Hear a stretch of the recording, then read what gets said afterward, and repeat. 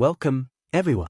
This is your friend, the DN What If, here with another exciting fanfiction. Today, we're diving into the story of What If Deku was teleported to two different worlds? If you enjoy this video, don't forget to hit that like button and subscribe for more fanfiction content just like this. Now, let's get started with the fanfic.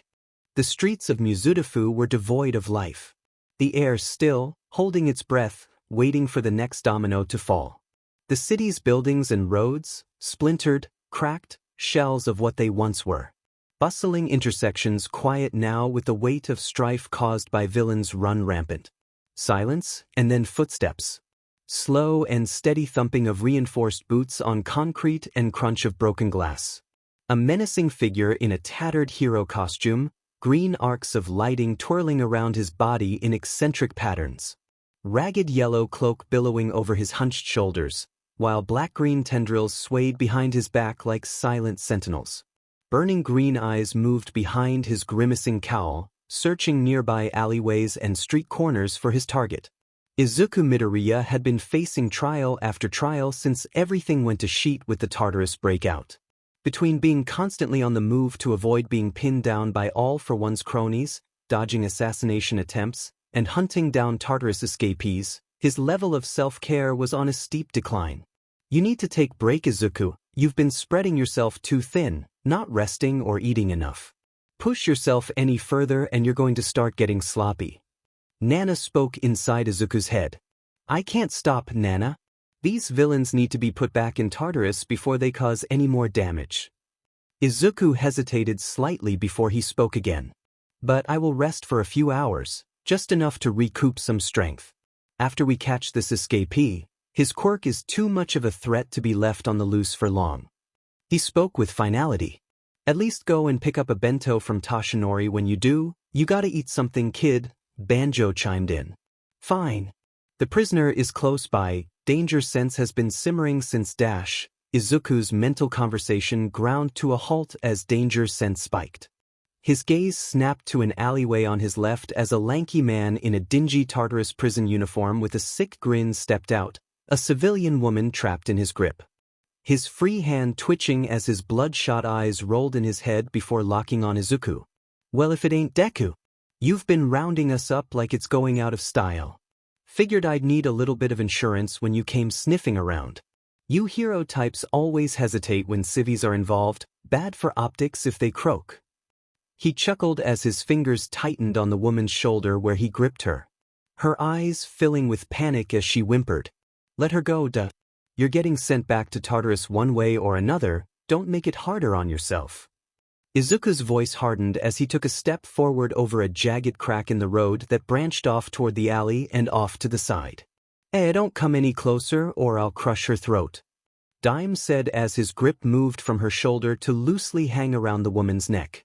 If I'm getting sent back to Tartarus either way, I might as well have a little fun with my lady friend here before I go, make you watch before I dump her body somewhere random on the planet with my dimension door. He grinned as he liked his lips.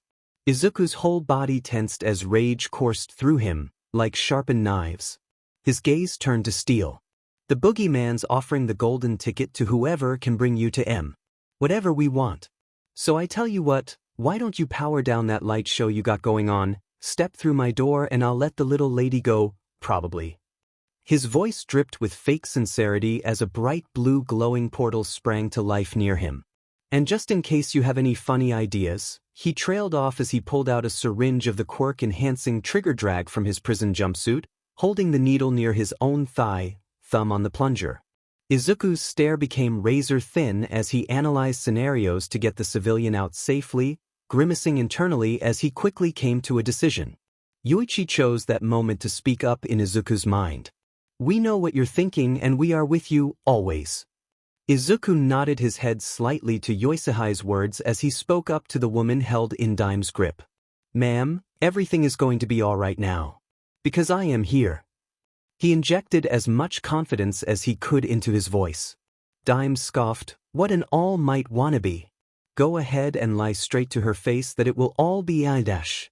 3 tendrils of black whip shot out of the crack in the road near Dime's feet as Izuku moved. One wrapped around his wrist where he held the woman's neck, ripping it away and leaving small scratches. Another wrapped around the civilian's waist, yanking her toward and back behind Izuku's former position, while the third reached for the syringe of trigger and missed. Dime immediately jamming it into his thigh and depressing the plunger as his brain caught up to what was happening. Son of a beach! He fed those tendrils from his feet along the crack in the road so I wouldn't see them.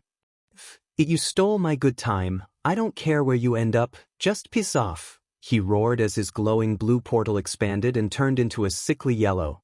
He made to escape when a gloved hand clamped over his face with force, his bloodshot eyes wide between the gaps in the fingers. Glowing green eyes burned into his. Wherever I end up, you'll be right there with me, Izuku said coldly as they were both engulfed in the yellow portal. Izuku came to slowly, sitting up with a groan of effort, eyes blinking rapidly as he struggled to take in blurred surroundings. He shook his head softly, vision focusing as he looked around the alleyway he found himself in. No new injuries at least, just general soreness from lack of rest, he thought as he checked himself over. It was approaching evening when I encountered Dime, looks like it's morning now. Either I was out for a very long time or I'm in a different time zone. Not sure which I would prefer. The thought of the villain had him snap alert, looking for any sign of Dime. He spotted a body lying a little ways away from him as he stood up with a quiet groan, cautiously making his way over. With no sign of movement, he kneeled down to assess the body's condition. The body looked like burnt-out husk. Its skin shriveled and cracked as if it had been left in the sun for days on end. Izuku froze upon identifying the singed remains of a standard-issue Tartarus prison jumpsuit before quickly placing his fingers to the man's neck searching for a pulse, only for the body to turn to dust as soon as his fingers made contact. Izuku made a harsh gulp before standing up with a weary sigh. The use of his quirk amplified by trigger must have been more than his body could handle. It burnt out his entire nervous system and practically cooked him inside out. Maybe a severe reaction to the drag as a cherry on top. It's well documented with adverse effects after all, he thought. He shook himself out of his own head before deciding he needed to get an idea of just where the portal had taken him. Nothing he could do for the pile of dust but explain to authorities the situation once he reported back in. Harsh, but his only real recourse. Looking around, he fired up One for All, its familiar lightning swirling around his body as he vaulted up to the roof of a building forming the alley. A sprawling city greeted him, large high-rise buildings, what looked like a sports stadium in the distance, an industrial section, and a length of coastline out in the distance, sun shining brightly overhead. He turned, and there in Ming letters was a billboard proudly stating his location. Torrance, California. I'm in America? He shouted. Well, sheet kid, nothing like being sent to the other side of the world. Makes sense why it's bright and early here. Banjo chimed in with his 2 cents. Nana interjected before Izuku could freak out any further. Keep calm, Izuku. You're practically fluent in English with how hard you fanboyed over Toshi, especially over his time spent in America. Scout around, get a lay of the land, and we'll figure out who we need to speak with to get back home. Izuku took a deep breath, held it for a few seconds and then slowly released it. Everyone is going to freak out once I explain what happened. Especially Mom. With a thought, he activated float to slowly rise into the air and get a better survey of the city. I read that America had less restrictions regarding quirk use compared to most other parts of the world. It'll probably be fine to fly around a bit for a better vantage point. Maybe there's a hero agency somewhere nearby that I can report to and explain my situation. Izuku, remain cautious, Yoichi spoke up. It goes without saying you're in a foreign country with different laws. Let's try not to make too big of a splash. Izuku went to respond when the sound of squealing tires accompanied by the sounds of gunfire rattled off down a nearby street. He shot off in the direction he heard the noise coming from and witnessed a black van careen around a corner at high speed, followed by what looked like a darker-skinned woman with metallic wings and an all-black bodysuit chasing after it. He quickly followed just in time to see the woman produce a knife with dark energy misting off of it from her wing and throw at the van's wheel with incredible accuracy, the tire going flat instantly. The driver tried to maintain control as it swerved before going into a fishtail when he overcorrected. heading straight for a woman and her child. Coop hissed as she attempted to speed up, knowing she wasn't possibly going to reach the civilians before the van turned them into paste. Just for a green blur to rocket past her, the wind from its passing nearly knocking her out of the sky as it shot down in between the van and civilians like a meteor. The van stopped cold with the sound of screeching metal as it smashed into whatever the blur was. Its back wheels lifted into the air from momentum before slamming back onto the ground. She watched the woman slowly uncurl from around her daughter once she realized they didn't become roadkill, and floated down near the front of the vehicle. In front of the van was a ragged-looking green-clad figure with its arm up to the bicep punched into the front of the van's grille to the engine block. With a sharp tearing noise, it ripped its fist out, flexing fingers as it turned slightly towards the mother-daughter duo. The mother flinching slightly as she made eye contact with glowing green eyes ringed in darkness. "Are you and your daughter all right, ma'am? No injuries?" The figure asked in only slightly accented English. "Why, yes, we are fine. Thank you for saving us," she replied nervously, somewhat surprised at his young-sounding voice. He nodded once before his eyes turned towards Coop as she approached cautiously. "Who are you? I haven't seen or heard of a hero fitting your description working in our area," she asked in a cold monotone voice, eyes analyzing his appearance as she was trained to.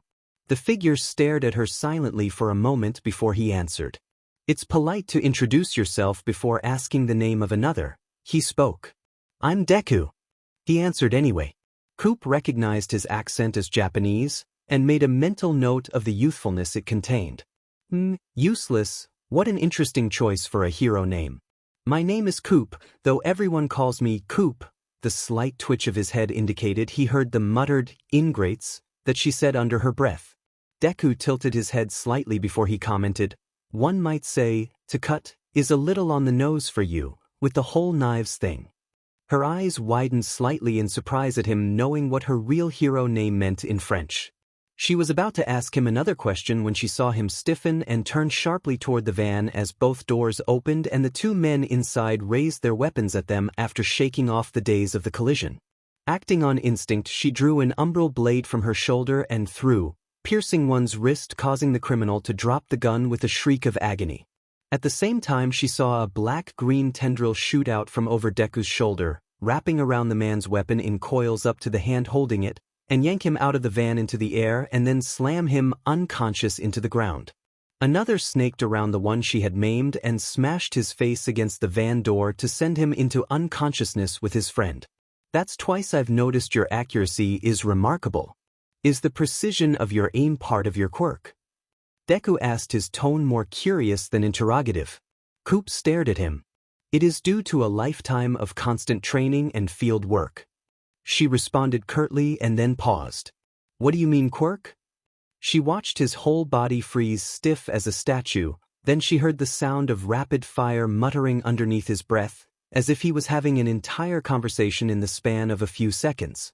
He shook his head and looked around, finally noticing the multitude of people filming them with their phones, before his gaze swept back to her. "I have a question. Could please? Do the names All Might and or Stars and Stripes mean anything to you? Do you recognize them?"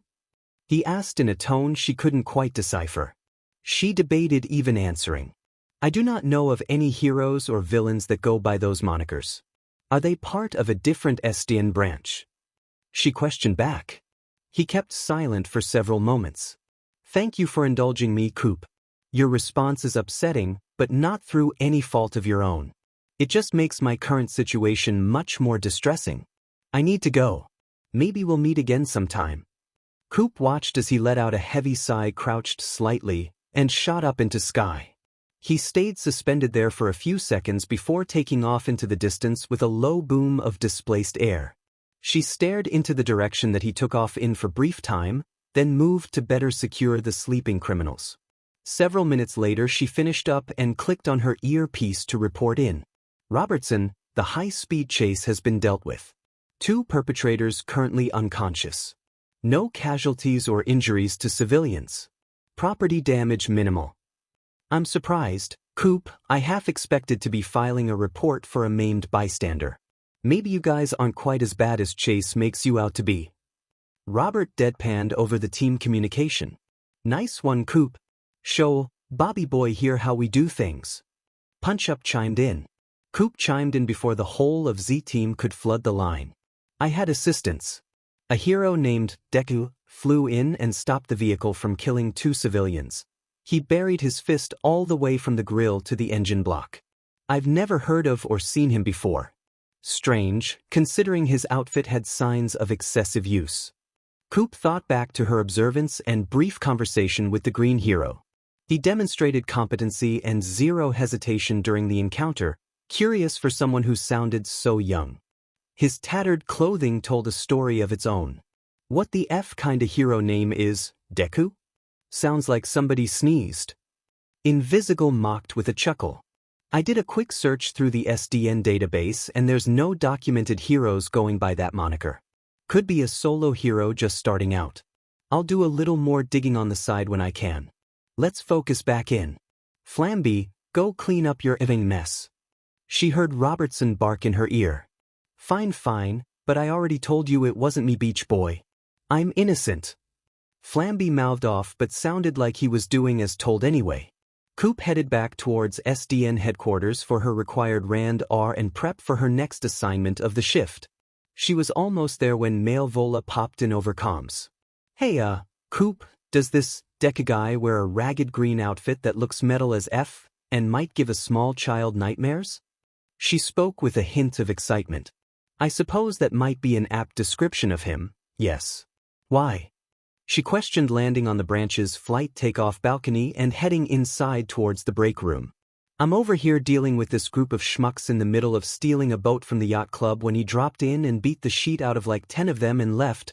It was kinda effing his secretary. She said that last part quietly, almost like an afterthought. Jesus, he's fast. She could hear Robertson mutter. He moved several blocks in no time. How is there no info on this guy? The video of him and Coop is getting hella traction right now on the net. Strong for such a little lanky motherfucker. He looked like a DMN villain though. Prism forwarded the video footage to the rest of Z-Team. Coop settled in and watched the video, analyzing his posture and thinking over threat assessment as she did with most people. She thought of the names he asked her and decided to do a little search of her own while she waited for her next assignment. What did he mean by part of my quirk? Robertson massaged his temples to try and soothe the small migraine that started since Flamby went off to play Pyromaniac. With an aggrieved sigh, he got back on comms. Male Vola, Golem, I just got a call from the chief fire marshal that the blaze Flamby failed to control has spread to nearby houses. I need you to portal over and see what you can do, stop the blaze and evacuate civilians trapped in their homes. Prioritize civilian rescue. He thought for a second about the brief conversation he had with Blonde Blazer a few minutes ago once he couldn't dig up anything on the unknown hero. Male Vola, take a comm device with you if you could please. If this Deku guy shows up like he has been, I would prefer to have him on comms for coordination on something like this. Plus Blazer wants to see if we can get him to come to HQ. She wants to get a read on this mysterious soup operating in her jurisdiction. Do not force him. Ask. He said firmly. Aye, boss man. The distinct sound of one of her portals opening up echoed over the comm device. Up and at him, big guy, we got some fires to put out and a mysterious bad boy looking hero to holy F, he's already here. She blurted out. He just finger flicked an air current to put out a portion of the fire. Robert sat up straighter in his chair. With as active as he's been, we should have heard of him before today. Hey, I wonder if this guy is a fellow cokehead. He's all over the place today. Sonar almost sounded excited at the prospect. You dega catch. Robert listened to Male Vola shout. It was in about 30 seconds before a new blank silhouette appeared on Robert's dispatch screen. He quickly keyed in the name, Deku, and almost flinched in surprise at the young voice that came over the comm. Hello? This muscular red-skinned woman popped out of a portal with a giant mud creature and threw this device at me? Who am I speaking with and how does she know my name? He spoke slowly at first before rattling off the rest, something hard creeping into his voice. Why yo the F dash? This guy's still in high school? Prism's tone was confused. Robert steadily ignored Malevola's repeated chant of, please don't be a minor, and her relieved, "Thank F dash," when Deku muttered that he was 19 and in college to Prism's question. "Deku, my name is Robert Robertson, I'm a superhero dispatcher for SDN. Those two are Malevola and Golem, they are teammates of Coop, whom you met earlier today." Robert was quick to cut in. "I'd like to speak more with you later, but right now I asked Malevola to give you a comm to coordinate fire suppression and civilian rescue." "Right, the fire is widespread, a multitude of homes are currently aflame with people inside, along with surrounding shrubbery. Golem, if your body is fire resistant, you can assist the fire department in combating the blaze until I can assist after all civilians have been rescued. If you use your body you can snuff out the flames. Malevola, you help me with rescue. I'll take east, you take west, and we'll meet in the middle. Mr. Robertson, notify us where the fire department has set up a safe zone for civilian triage." Deku spouted off an action plan like it was second nature, having discerned actionable data of his teammates at a glance. Robert sat still in his chair for a moment, stunned by the kid's demeanor shifting to commanding a crisis response without hesitation. This kid has experience with crisis control. Plenty of it. Things just keep getting stranger. The whole chat was comically silent. Robert was almost tempted to chuckle but stifled it and cleared his throat. "Ahem, yeah, good plan. Malevola, Golem, follow Deku's lead. Triage safe zone is 30 meters southwest. Take civilians there regardless if injured or not." With a quick affirmative from Deku, they all got to work. Robert's fingers flew over his computer, getting access to local CCTV to get eyes on Deku himself. He watched as he used black-green tendrils to reach through windows and balconies to lift people out of their burning homes and bring them to the safe area. Firefighters coming in behind to save what they could of the structures and put fires out. Once all the houses had been searched and cleared with Deku and Malevola checking in with one another for confirmation, Deku started putting out fires where his technique allowed, just like he said he would, taking care not to cause unnecessary collateral damage where he could. The nearby wooded area is F-ed man. Ain't no way I got the juice to put that out. Too widespread. Golem's gravel-sounding voice spoke. The HOA will have to get rid of that scenic description in their neighborhood advertisements. Malevola cracked a joke. Everyone step back a little bit further and brace yourselves. Deku yelled to make sure he was heard by first responders and the two members of Z-Team. Robert quickly swapped to Malevola's cam and watched as Deku floated to a yet untouched section inside of the wooded blaze. The kid crouched down as the lightning cycling around his body intensified before he moved his fist upward into an uppercut, air blasting off as a cyclone erupted around him. Parts of the fire snuffed out immediately. A few of the smaller trees blew over from the pressure, but the larger, sturdier trees just lost a few limbs. Once the wind died down it was eerily quiet. Then the rain started. Slowly at first, before coming down in a steady downpour that soothed the lingering embers in the woods. "I don't know about anyone else, but I am ridiculously wet right now, and not because of the rain," Malevola said in a breathy tone. Robert had only one thing to say after the display of power he just witnessed. Thank God he's not a villain. Izuku slowly brought his fist back down to his side. His eyes scanned around to make sure there wasn't any pockets of flame that could spark back up, that either his punch had missed or rain wasn't already taken care of. "You can feed me any excuse you want, Izuku, but I know you did that to reenact what Toshi did when he saved you and Bakugo from that slime villain." Izuku could hear the manic grin Nana had in her voice. He blushed under his cowl as he fired back defensively. "It was a perfectly valid strategy to put out the fire, and you can't convince me otherwise." The difference is Toshi punched that slime villain with air pressure because conventional punches wouldn't work, and the mix of heat and air pressure unintentionally caused it to rain. "You did it on purpose." She snarked back, cackling. Izuku made the wise decision to tune her out as he made his way over to where Golem stood staring at him with clear surprise on his earthen face, and Malevola looked hungry as she liked her lips with a sharp grin. He tried not to let his gaze drop to her soaked-through white shirt. Judging by the way her smile grew and turned sharp, he failed spectacularly. "That was a pretty hard stare there, Izuku. Knew since you first laid eyes on me that you were into muscle mommies, and I know Maruko isn't one of your favorite heroes just because she's a badass." This woman here is built. Nana's tone was coy as could be. You'll be able to stare a little longer if you come back with us to HQ. Malvola gave her chest a little shake and winked when Izuku's eyes darted down again before snapping back to her eyes once he realized he'd slipped up again. Our boss lady, Blonde Blazer, would like to have a chat with the man who's been making waves in her little slice of heaven called Torrance. She finished with an extra emphasis on the word man as she summoned a reddish-pink portal next to herself and Golem with a snap. Izuku tensed as the portal formed. Knees bent and muscles coiling as he instinctively prepared to evade, his mind for an instant flashing back to the portal that brought him here. When danger's sense didn't trigger, he forced himself to relax. Still keeping an eye on the gateway. I distinctly remember mentioning something about not making too big a splash.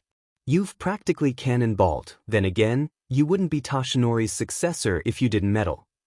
Yoichi said with a weary sigh. Malevola's grin faltered when she saw his reaction to her portal opening, before it softened slightly when he didn't immediately run. She chose to dismiss it when she realized his stare hadn't moved from it one bit since it materialized. Hey, we aren't here to force you. Be a sheet thing to do, press ganging you into coming with us with the help you've given today. Boss lady's one of the good ones. True hero type if you know what I mean. Believes what she says. Just wants to sit down and talk. We won't steal your organs, Scout's honor. She ended with a smirk, her tail coming up to cross over heart as she made her promise.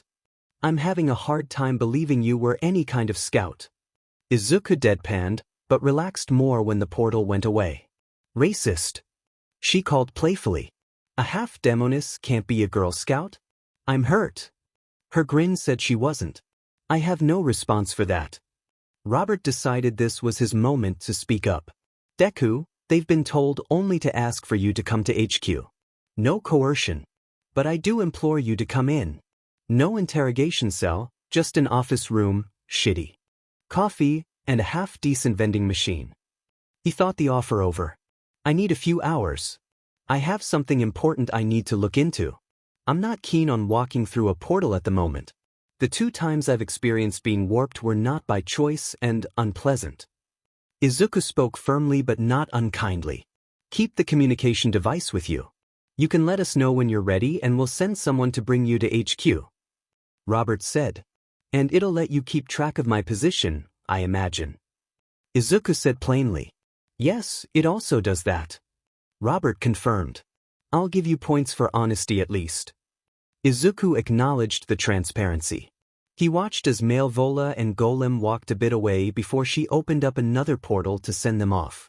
See you back at headquarters, Mean and Green. Don't keep a lady waiting too long. She threw a wink and a lazy wave over her shoulder as they walked in. I'll radio when I'm ready for a meetup. I'll be going silent until then. Izuku didn't wait for a response before he took the device out of his ear and looked it over until he found the mute button and stashed it away.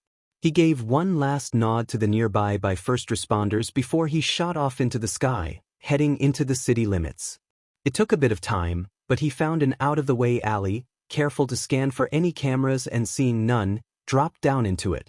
He reached up and removed his mask, holding it in his hand as he just stared at it for a moment. It's time to figure out what kind of situation we found ourselves in. Coop had no idea who All Might or Stars and Stripes were. Which is practically impossible. He was a hero for 40 years and made his debut here, and Stars is the #1 ranked hero in all of America. Izuku thought.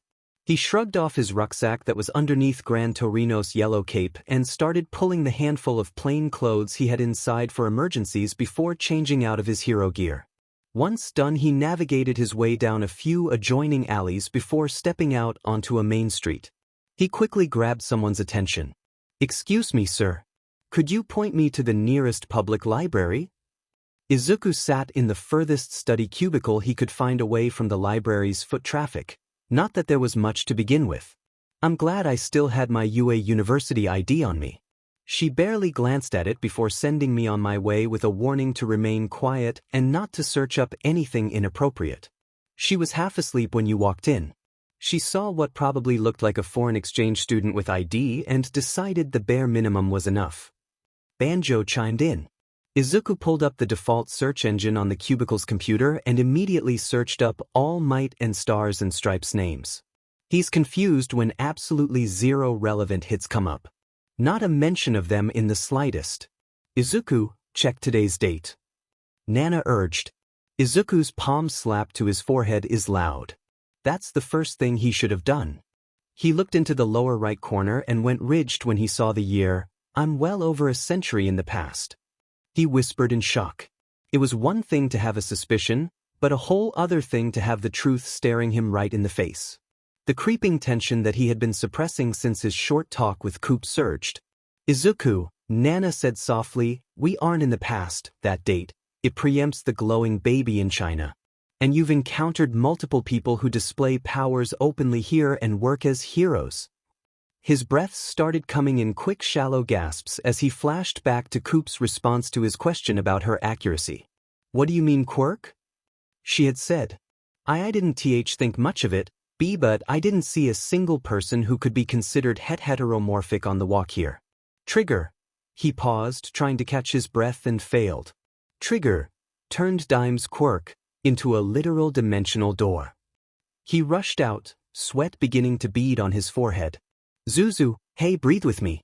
Now that you're not out there focused on hero work, you're spiraling. Deep breath in 1, 2, 3. Release out 1, 2, 3, 4. Good. Nana soothed as he followed along. Izuku sat there quietly for several minutes following Nana's direction, slowly getting his breathing back under control. He ground the heels of his palms into his eyes, the pressure grounding in a way, before he wiped a frustrated tear with a sleeve. The mission of defeating All for One has been the purpose of One for All for over 100 years, ending in death for 7 of us and grievous injury for 1. 8 wielders cultivated towards this mission, and with the 9th, we are now stuck in an alternate dimension. The apathetic second user Kudo spoke harshly inside of the vestige realm. Nana snarled, enraged. If you will not be helpful, you will be silent. He did the right thing, saving that woman.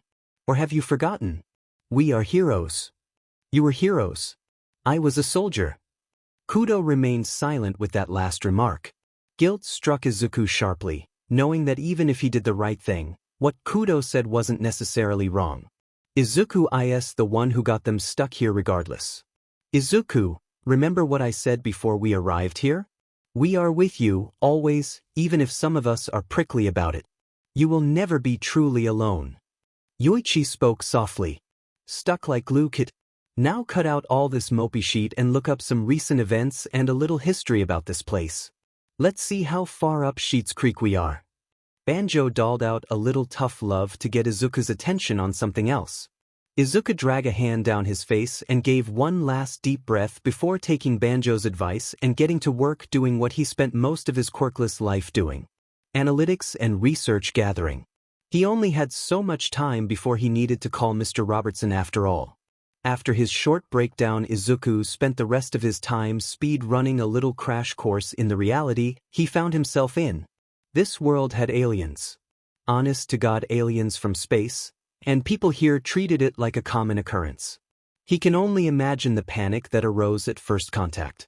His investigation into SDN and the woman whose territory he'd been dropped into proved on the surface at least that what Malvola had told him about her being one of the good ones was true. She was both altruistic and charismatic in her statements and interviews. She had kind eyes. Videos of her heroics showed clearly that she prioritized civilians' safety heavily. Recent talk was of her Phoenix program and its hiccups if you were being polite. You'll have that with reformed villains, he supposed, but it seemed like they were trying at least. Being Mecha Man, serving my community, was the greatest honor I'll ever have. Now I have to live knowing that. Mecha Man. A hero with no powers. Quirkless, in his world. Enorme, in this one. A true hero who gave everything of himself until there was nothing left. Stain would have been supportive of him, he couldn't help but think. Izuku wished someone like him would have been around in his world. Quirkless suicide rates would have been reduced by his mere existence, regardless of nationality. Hope was such a powerful thing. Izuku turned off the computer and made his way out of the library, giving a quick thanks to the librarian as he passed. He made his way to a different alley than the one he had dropped in hours prior and changed back into his hero costume. He unmuted himself on the comm device and slipped it into his ear. "Mr. Robertson, I'm ready to head to SDN. However, I'm now aware of your address. A pickup will not be needed. I will come to you." Izuku spoke as he lifted into the evening sky and made his way to SDN. "Deku, glad to hear from you. On the upper level of the front of the building there is a balcony our flying heroes land and take off from. Come in through the door there and I'll meet you," Robertson answered back. Izuku curved around a building in a slow arc as he flew at a moderate pace. Not in a rush for once. "Affirmative, be there soon." Within a few minutes, Izuku arrived in front of the SDN building and landed on the balcony softly. He took a few steps and paused. His head turned and there, off to the side, was Coop. Dark mist snaked over her shoulder blades as she twirled one of her dark daggers from her wings between her fingers. Her golden yellow eyes locked onto him, unblinking. "When I said maybe we'll meet again sometime, I'll admit I didn't think it'd be mere hours later." Izuku spoke when he caught sight of her. She ignored his comment as she continued to stare at him. "The names you spoke of to me do not exist. I searched the internet thoroughly. I inquired through underground contacts that I still have from my old profession," she said without preamble. "These people do not exist, and yet you spoke of them with the certainty that I must know who they are. Why?" she practically demanded of him. Izuku blinked before his hand came to rub at the back of his head. "That's a difficult thing to answer," is all he gave her. Her eyes narrowed in frustration. "What did you mean when you asked if accuracy was part of my quirk?" she asked. That he would answer. "I thought that enhanced accuracy was part of your powers. A quirk is what we call superpowers where I'm from." "Japan," she said, still staring at him and not having blinked. "Yes." "You hesitated," she said immediately, watching his every move like he was prey. She gave it another few moments before she pushed off the wall she was leaned against, sheathing the knife back into her wing as she did so. "You have me curious, and that could be dangerous for you. We'll see." As she strode past him, Izuku turned and watched as she stopped at the balcony's edge. "I heard Robertson say he'd be meeting you inside. Better get to it." And with that her wings spread as she flew off into the sky. She didn't blink a single time during that entire talk. Izuku muttered as he opened the balcony doors and stepped inside. "And you didn't blink while you stared at her, but when she walked by." Nana tittered. He pretended he didn't hear her. The layout inside of SDN headquarters was pretty close to what he expected. A good mix of that office corporate feel with a hard lean towards call center. Standing not too far away was a fair-skinned man with brown hair and eyes wearing a blue button-down shirt with the SDN logo on it, headphones hanging around his neck. He was pulling a bloody tissue out of his nose and throwing it away when he noticed Izuku walk in.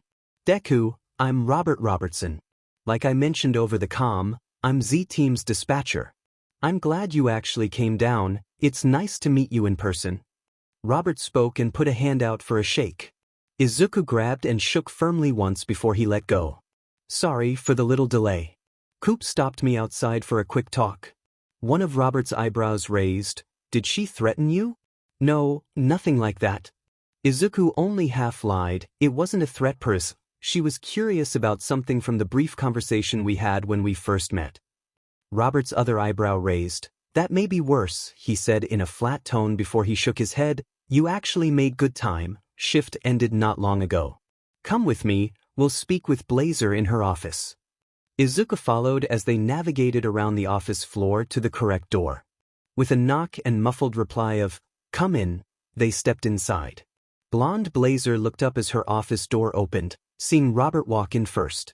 And behind him, the unidentified powerhouse who called himself Deku. She rose with a smile and walked toward him. "Deku, thank you for coming in to speak with me. I've been looking forward to it." She repeated Robert's gesture of a handshake.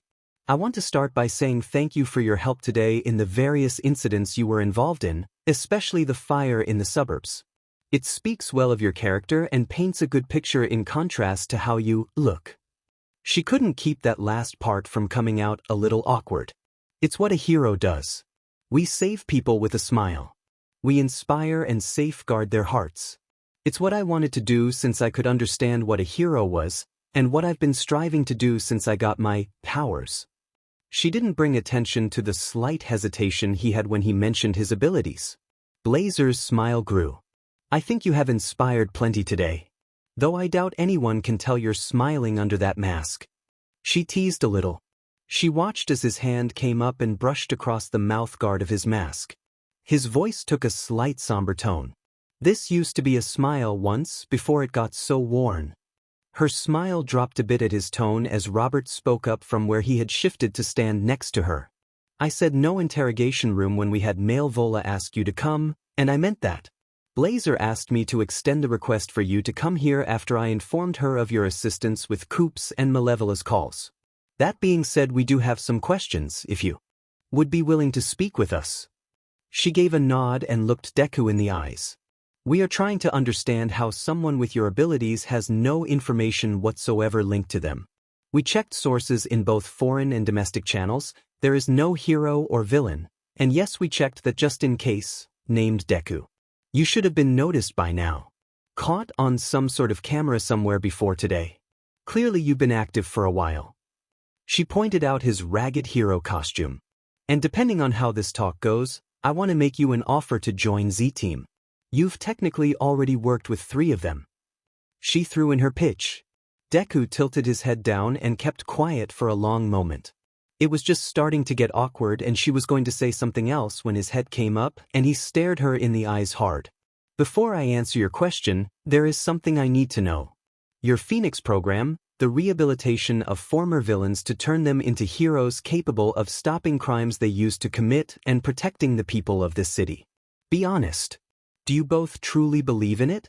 That they can better themselves and be redeemed for all the wrong they've done? Or is it all just lip service for the cameras? His tone was placid, giving nothing away of how he felt about the program she'd poured so much time into. Blazer's response was firm and immediate. I do. If they are willing to put the effort in, to go out there and help and protect innocent lives instead of taking them, even if they're getting paid to do so, I'll give them that chance. Robert spoke next. They're supervillains. I told Blazer this earlier, but they need to be treated differently than a superhero team, but I am here to help them and maybe, just maybe, they'll F up less and less each day. To do what we do, protecting this community, it's the greatest honor and hopefully they'll learn to feel that way too. Deku's head snapped in Robert's direction so fast that it made both her and him flinch. He said nothing as he took a step closer toward Robert before slowly raising his 2 hands to make circles at Robert's eye line. What are you Robert started. You're Mecha Man, Deku said softly with quiet awe. Blazer and Robert's eyes both opened wide in shock. How do you know that? Robert said in alarm.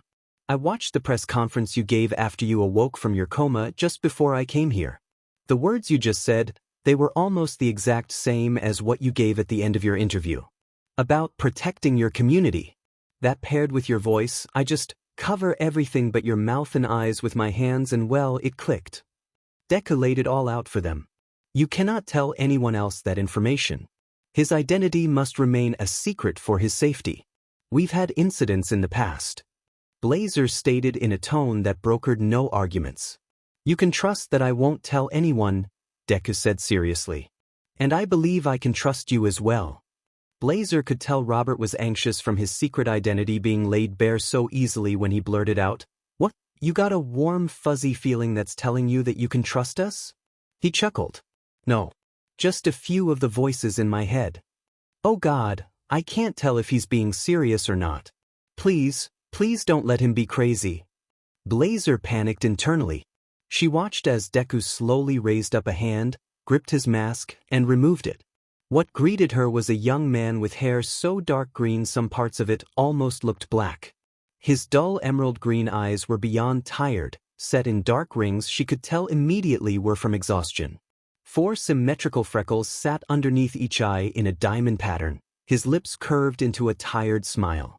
To answer your question, the reason you didn't find anything about me no matter how hard you searched is because, before today, I didn't exist. He took a deep breath and let it out. My real name is Izuku Midoriya, and I'm from an alternate dimension of Earth. I'm sorry, what? Robert was the first to speak in the most dead voice Blazer had ever heard after 3 minutes of complete silence. Deku, no, Izuku just gave both her and Robert an understanding look. I do not exist here.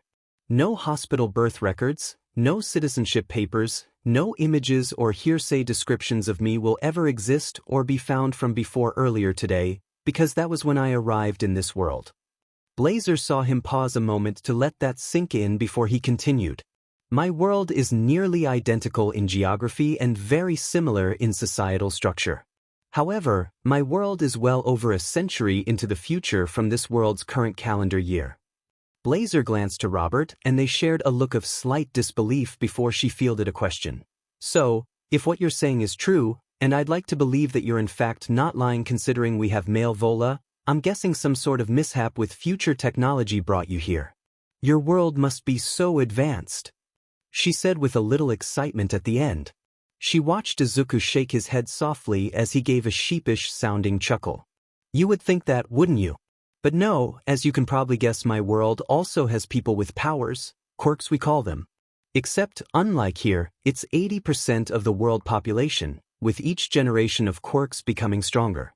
Though no one wants to acknowledge that of the remaining 20%, the majority are elderly. New generation quirkless people are rare, isolated, and discriminated against. Diagnosed quirkless, they call it, like it's a condition. There was no mistaking the bitterness in his tone at the end. Izuku's gaze then slid to Robert and the warmth in his eyes and smile softened the tired lines in his face. Mecha Man. 3 generations of a quirkless hero saving lives, making a difference. You would have been a symbol of hope to them all. He's close with someone who's quirkless. That resentment is personal. Blazer thought to herself with a frown. She could see Robert squirm slightly at the awe that was in Izuku's voice. Izuku gave a quick shake of his head and continued, while there are technological marvels, the world as a whole suffered technological stagnation, we quit reaching for the stars. Our culture shifted, and the era of quirks began. He finished. Blazer's gaze shifted from Izuku over to Robert, whose eyes were narrowed deep in thought about what was just revealed, before she saw them snap wide open at some sort of revelation. You were warped here, by someone's quirk? That's why you reacted and wouldn't enter Malevola's portal. You told us you'd been forcibly warped before. You were talking about today. Robert pieced together. Correct. Our maximum security prison, Tartarus, had a breakout and a multitude of villains escaped. I've been hunting them down. One of them had a quirk that let him open up portals to locations on my Earth. When I found him, he used a quirk-enhancing drag that supercharged it to the point that instead of a portal sending us somewhere on my Earth, it brought us both here. You're a 19-year-old college student and you were hunting down maximum security prisoners by yourself? Robert had a valid question that needed to be asked. The college I mentioned?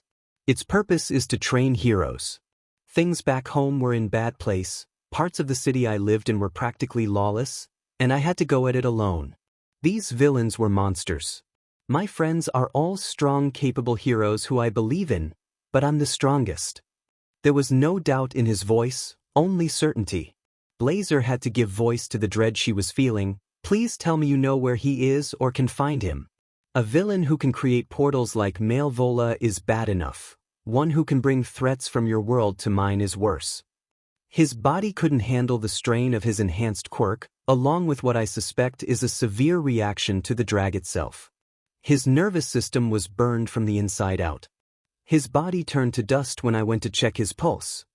Blazer couldn't quite mask the relief that she felt at not having to worry about that. Oof, what kind of karma you gotta have to go out like that? Robert wondered out loud. He was threatening to RP the woman he was holding hostage when I found him. Izuku replied. He deserved it. Robert said immediately. Though, sorry we can't force him to take you home. Blazer agreed but chose not to comment, as they all just sat there for a moment quietly. What made you decide to tell us where you were from? Why accept my request to come to SDN to speak with me? Don't get me wrong, I'm very glad you did, but I'm curious as to why you bothered. She watched him collect his thoughts. I did research on you, Blazer, and Estienne. Looked into what kind of person you are. What kind of hero you are. Male Vola was right, you believe in what you said when I questioned you about the Phoenix program. That was enough for me. That and the voices? She teased, bringing up the obvious joke he made to Robert. And the voices helped too. He agreed and she laughed slightly. Blazer came to a decision. There's families that don't have to mourn the loss of a loved one thanks to your actions today. There's still plenty we have to talk about. About your world and about ours. But we have time. You're stuck here with no apparent way home and no official identity or place to stay. So, for now I have one last question. She leaned forward with a smile. How would you like to join Z-Team? Izuku made his way towards the Estienne locker rooms with his mask back on after seeing Robert and Blazer out for the evening. She told him to come to the dispatch floor half an hour before shift start Monday to meet with someone named Chase in the records room to get a quick brief on the Z-Team members he hadn't met yet, in case he found himself on a call with them. Then she had given him some directions and a key to the one of the few converted rooms with basic amenities and food for those times when a staff member just absolutely could not make it home for whatever reason. It'd be temporary for him until they could get him documentation and a place to stay. There were a few stragglers loitering around the office that stared as he walked by. They flinched when he turned his head and nodded at them. I'm glad you listened to us and decided to tell them about how you got here. One has to give trust to receive it in turn. You need some kind of support here in this world.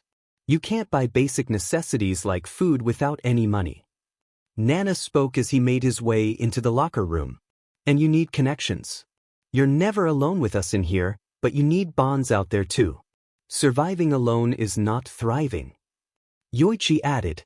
The locker room was completely empty when he walked in, which he was silently grateful for.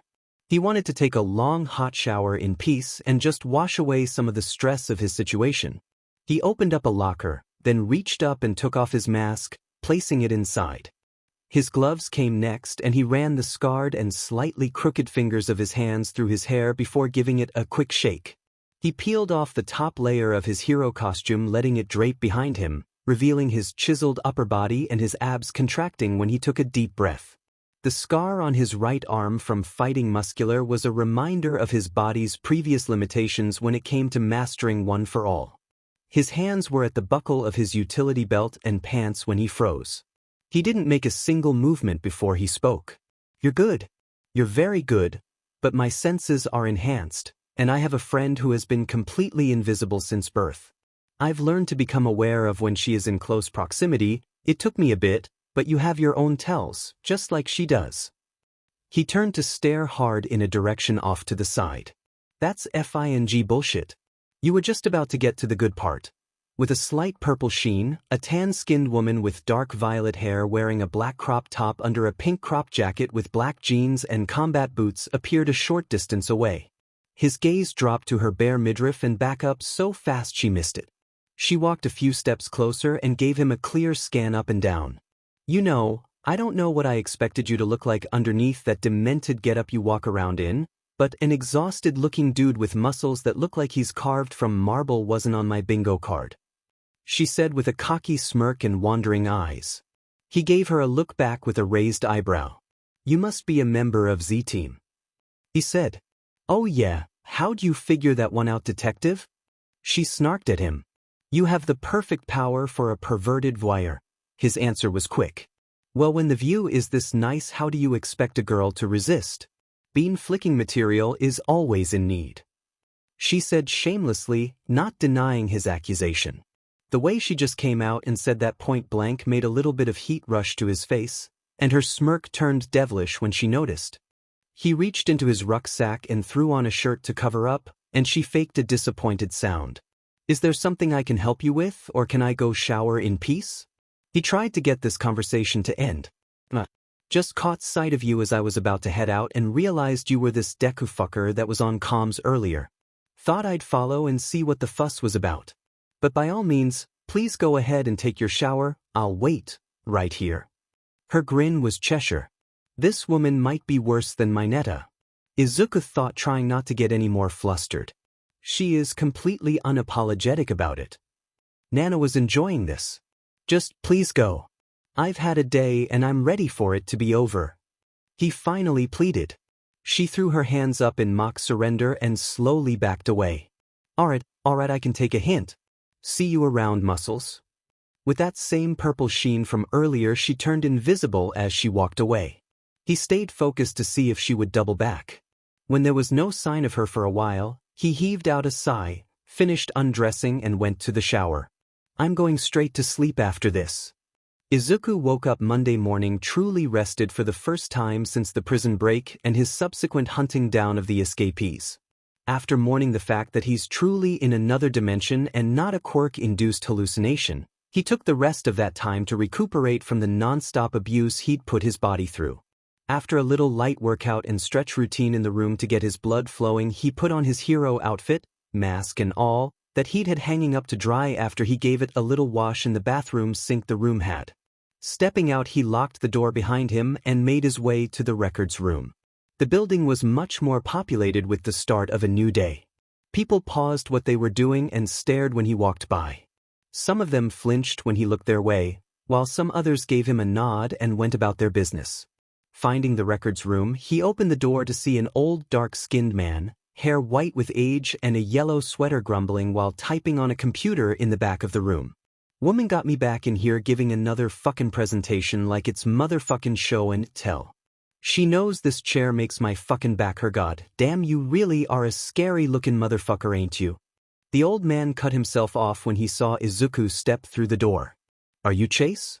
Blonde Blazer said I was to meet with you here for a brief on Z-Team. Izuku asked politely. And you sound young as shit too, DMN. I'd be slightly concerned if I didn't watch a video of you punching a hole through DMN van. Chase said with his bushy eyebrows narrowed and mustache twitching. Yeah, I'm here to go over some quick dossiers of those lousy Fs. Waste of fucking time, you ask me? Come over here and let me get a look at you. He finished grumpily and waved Izuku over. Chase did a quick circle around him, eyeing up and down before he stopped and gave Izuku's stomach nice little love tap with his fist. When Izuku didn't so much as flinch, Chase gave a nod of approval and motioned to the chair in front of the computer. Had to double check and make sure you weren't a pages. He said as if that explained everything. I'm gonna try to make this quick. I already did this sheet the other day for Robert and shift is gonna start soon. This is just so you can recognize these low-lifes when you get sent out to help their sorry buttes on a call. Chase pulled up the roster for Z-Team. This is Sonar, a human bat hybrid that can also turn into a giant FING bat monster that likes to eat people. Dumbest Harvard graduate you'll meet, and he's also a drag addict. The picture showed man in a suit with the head of a bat and behind that a silhouette of a large bat creature. Echolocation. Enhanced strength and endurance while transformed. Harvard education speaks of intelligence, drag addiction speaks of poor decision-making. Izuku thought. Chase scrolled to the next. Flamby. Pyromaniac dickhead with a chip on his shoulder. Flame powers and flame proof. The picture showed a man with a 5 o'clock shadow and an orange flame-styled suit. Endeavor but more self-absorbed. He thought internally before he turned to Chase. I know someone slightly similar back home. People with flame powers always seem to be hot-headed, sometimes literally. He thought of Endeavor's flaming mustache and beard. Chase quirked up an eyebrow at him. Oh, you mean that place nobody can find any information on that produced a person that created a localized rain shower with a FING punch? That place. His eyebrows stayed raised. I told Blazer you were a Black Ops think tank experiment. Ain't nobody even seen your face. He finished. Blonde Blazer and Robert are both aware of where I come from and my situation. They've also seen my face, along with one other person. Izuku took the time to reassure. Who's the other person? Chase asked, and Izuku nodded his head in the direction of next profile on the screen. Invisible. Maybe the worst of the bunch. Sneaky little thief that can turn invisible but has asthma. Karma. Suspicious and untrustworthy. Be careful, kid. Chase said with clear distaste. Izuku said nothing as he thought over her skill set. Infiltration expert, proficiency in surprise attacks and ambush tactics. Coop, but everyone calls her Co-op. She's a former mob assassin with powers over darkness or some shit. Loves knives. That explains her clinical nature and her tendency to evaluate people as if they are a mark. She's similar to a bird of prey. Izuku muttered loud enough for Chase to hear. You know Sheet. She will not hesitate to cut a motherfucker. This is Punch Up, made a deal with a sorceress and got enhanced strength, durability, and pain immunity. But he became half the height he was before the deal. Do not bring up his height or he will punch you in the D-dashed. Izuku winced slightly as he flashed back to Kota punching him in the ball. He would heed that warning. He wanted to make a comment about the sorceress thing but didn't want to out himself to Chase. He'd bring it up with Robert or Blazer later, or he'd research it himself. This is Malvola, she's a half-demon from Australia. Her and Sonar are pals and she's his NA sponsor. Creates portals and has a giant F-off sword. Golem can be summed up as simply big sentient earth monster. And finally, Prism. She dresses and acts like a pop star and weaponizes light, I guess. She's weird and she's got all kinds of tricks. Chase glanced at the clock and let out a curse. Ah shit, even with me trying to be quick we still cut into the shift a little bit. Let me get your picture real quick to upload you to Robert's system properly, and then we better get our buttes moving. He snapped a quick picture and went about powering down the computer. Thank you for the information, Chase. It'll help me mesh better with the team. Izuku thanked as he headed for the door. Yeah, no problem, kid, and hey, after today you won't even have to deal with one of them. Lowest on the leaderboard is getting cut today. Chase said casually. Izuku's hands stilled on the doorknob of the records room and his body tensed. His head turned over his shoulder to look at Chase. What did you just say? He asked, voice monotone. Chase, hearing the shift in Izuku's tone, looked up and repeated what he said slowly. Someone on Z-Team is getting fired today. I've been saying the whole team needs cut but, he shrugged. Izuku turned to face him and said one word, his voice taking a colder tone. Why? Blonde Blazer got the call over the weekend. Came from higher up. They want to send a message to the Z-Team that they need to shape up or they are gone. Izuku was frustrated. That isn't right. She believes in this program. I know she does. I could tell by the way she spoke when I questioned her conviction about it. It's part of what made me trust her enough to tell her about myself. Why would she let this happen? Look, we help people, it's what heroes do, but this is also a job. Money is involved, and when higher-ups see a trend they feel like needs corrected, cuts get made. Blazer's good at her job and that's managing corporate heroes while being one herself, but at the end of the day she's got people she answers to for certain things. This is one of them. They're just villains anyway. Chase laid it all out for him. They aren't just villains, they're people. They are trying to make a difference, be better, and they are better every time they come to work and attempt to stop a crime instead of commit one. Do they mess up? Of course they do. It's a complete shift in behavior than they are used to. They are learning how to be heroes. It's what this program was created for, and they want to snatch away someone's path at redemption, to scare the rest of them? Izuku questioned furiously. In the ensuing silence, he realized he'd raised his voice a bit too loud and took a deep breath. Making a decision, he reached up and removed his mask so Chase could see the serious, yet earnest look on his face. They need an example, someone to pave a path for them to follow. So, I'll believe in them. I'll show them that anyone can be a hero. With that final statement, Izuku put his mask back on and opened the door, only for a multitude of eyes to be directed at the records room. Izuku ignored their stares but spared a glance at the retreating presence he registered, as he searched for which cubicle was Robert's. We're over here, kid. Chase clapped him on the back and headed in the direction of his and Robert's cubicles. As they approached, Robert stood up out of his cubicle. Can anybody go and help out Batbanner?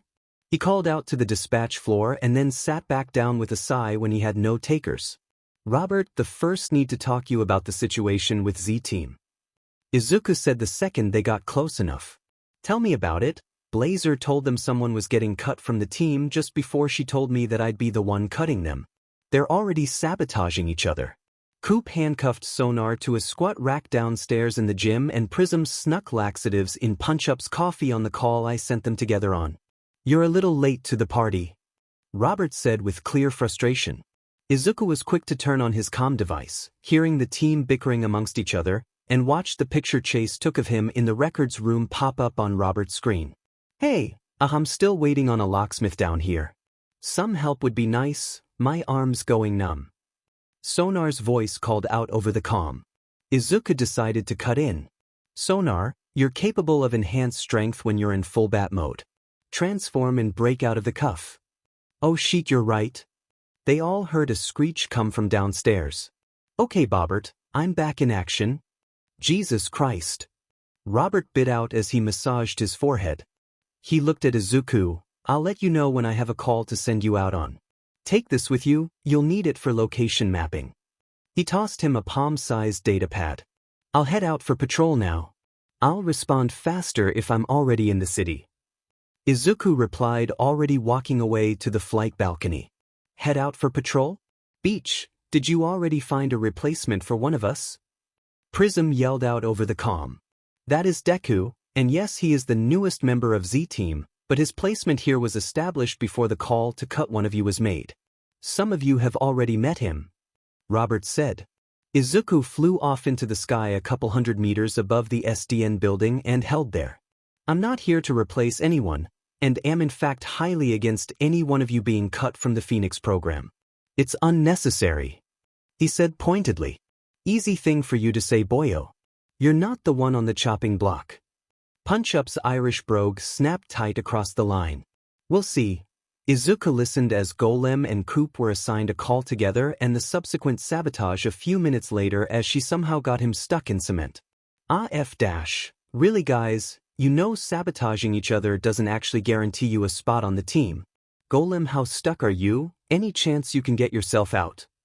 Robert's increasing frustration was palpable. I don't think so man, I'm pretty damn stuck, shit's making me heavy. Where is he Robert? I'll get him. Izuku readied himself. A few miles east of your position, I'll send location. Izuku looked down at the ping on the datapad before he oriented himself and disappeared with a boom of displaced air. He weaved between buildings until he got to right above Golem and descended to ground level, landing with a little front flip. Hey Golem, let's get you out of this. Izuku floated up above him as he reached out and clasped hands with him. Man, I forgot how fast you are. Thought I was gonna be stuck here for a minute? His gravelly tone was relieved. With a tug, Izuku tore Golem right out of the cement and into the air before floating away to set him on solid ground. Thereafter, Sonar posed as a buyer for a drag deal. We tracked the dealers back to their base near a refinery. They're armed to the teeth and need to be shut down. Robert sent over the ping. It wasn't far from his current location. Izuku looked over to Golem, who had been making his way back to base since he got sabotaged and missed out on his previous call. Golem, have you ever flown before? Nah man, you think I'd ever make it on a plane? And I'm too heavy for our flyers. Golem gave shake of his big lumpy head. Do you want to? Golem's smile was downright thrilled. They burst through the ceiling of the drag base like the Kool-Aid Man, and Golem was FNG loving it. He looked around the warehouse as they fell and spotted caches of drags, weapons, and criminals spread throughout the place. That's the gravy, baby. Flying is dope. Golem shouted as he clobbered 3 of the goons in the warehouse with one swing of his massive earthen arm when they landed. He looked over and watched as Deku, wreathed in emerald lightning, tanked machine gun fire like he was being hit with Nerf bullets and then started bouncing off the walls like a demented pinball. Screams of panic sounded off immediately as the criminals scattered, and the cracking of bones started ringing out like a F-ed-up percussion piece. I ain't never psing this guy off. Golem swore to himself as he turned around and ate a punch to his rocky face by a beefy lizard-looking villain. Golem's head turned back with a scowl before he blocked another punch with his smaller arm and grabbed hold of the big lizard's entire head with his larger hand. He proceeded to use the lizard to play whack-a-mole with his buddies till he risked killing the guy and then flung him away like trash. I want to go to an arcade now. It's been a while. He rounded a storage container the same time as a thug with an RPG turned at the other end and took aim. Golem's yellow eyes widened and he made to try to dodge as fast as his big frame would allow, when a black-green tendril snapped out and wrapped around the midpoint of the weapon, yanking it aside as the trigger was pulled. The explosive shot off angled towards a far end of the base, And then Deku's boot smashed into the goon's jaw with a force that knocked out some teeth. Let me know when you have free time and I'll go with you. Though I don't have any money at the moment. Deku spoke up after making sure the criminal wasn't getting back up. Golem heard him mutter to himself something about whether he was even getting paid or not and then called in to Robert that they were done. Golem looked around the building and saw that while he was having fun swinging around the lizard guy, Deku had been cleaning house. The sounds of groaning men and broken bodies littered the space. Alright Golem, let me get you back to HQ. He felt Deku grab onto the back of him and they started ascending up through the hole they made in the ceiling. 2 flights in one day? Things were looking up. Deku, there's a resort that just reported in that they are noticing signs of an impending landslide. There's an event at the resort so civilian presence is heavy. I need you to see what we can do to mitigate the damage as much as possible and evacuate as needed. Robert called out over the comm and sent the location ping. Received, I'll head that way. Izuku started flying when sonar cut in the comm. No need Deku boy, I've got it covered. No. I will handle the assignment, stay out of my way. Coop sniped at sonar. Bro lay off. We are both tied at the bottom, with FING invisible. He complained. Izuku shook his head at their back and forth as he flew in the direction of the resort regardless. He really hoped Z-Team didn't do this the entire shift or it was going to be a long day. Robert might even have a slide. Damn it. Sonar pushed me into a pool of old women doing swimming choreography and now they won't let me go. I dislike swimming, and old people smell of death. She almost snarled. Robert? Izuku trailed off and Robert understood what he was asking for as his data pad pinged with a location. He veered off and then dropped down at the edge of the pool and watched a group of old women tittering over Coop, talking about how beautiful she was and that she should join their swimming routine. He couldn't help but chuckle for a moment before he came to her rescue. He pulled his mask to the side just slightly so they could get a look at one eye and the edge of a smile so they wouldn't think he was a villain trying to kidnap her. He was aware of what he looked like to some people. Sorry ladies, but I need to borrow Coop here or we're gonna be late. We have a date planned and I don't want to lose our reservation. He said. Coop's gaze snapped to him.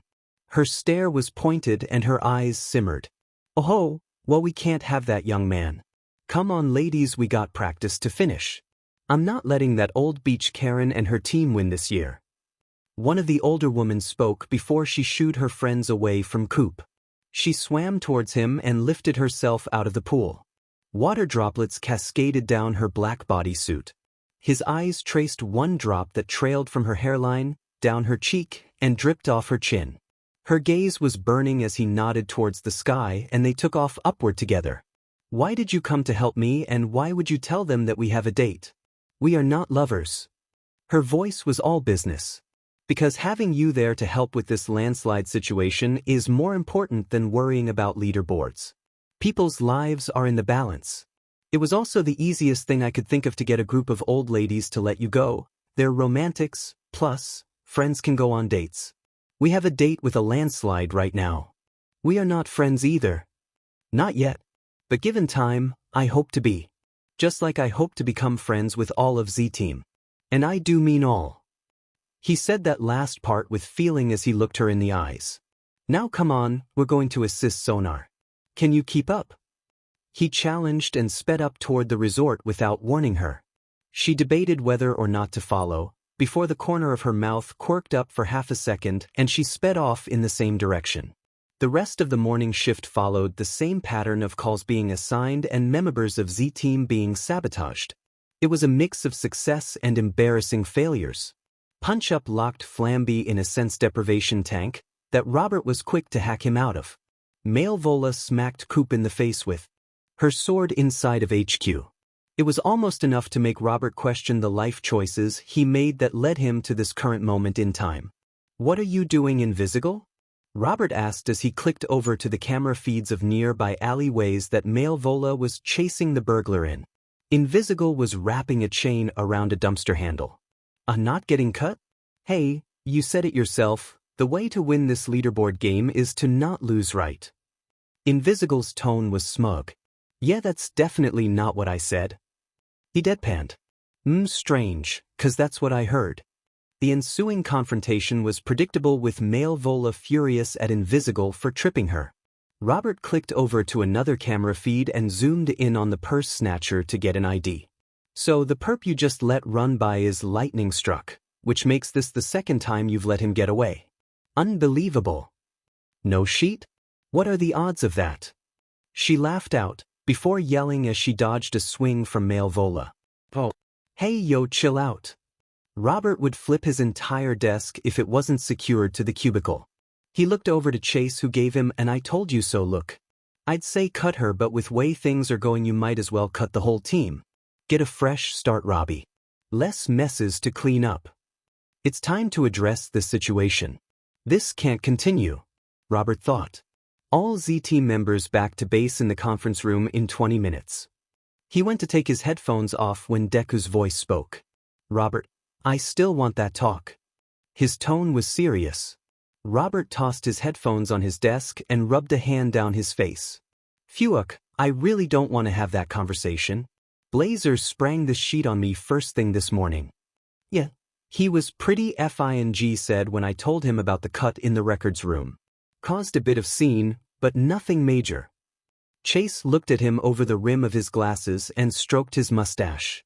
Good luck with that. And then he walked off to the break room, chuckling at Robert's misfortune.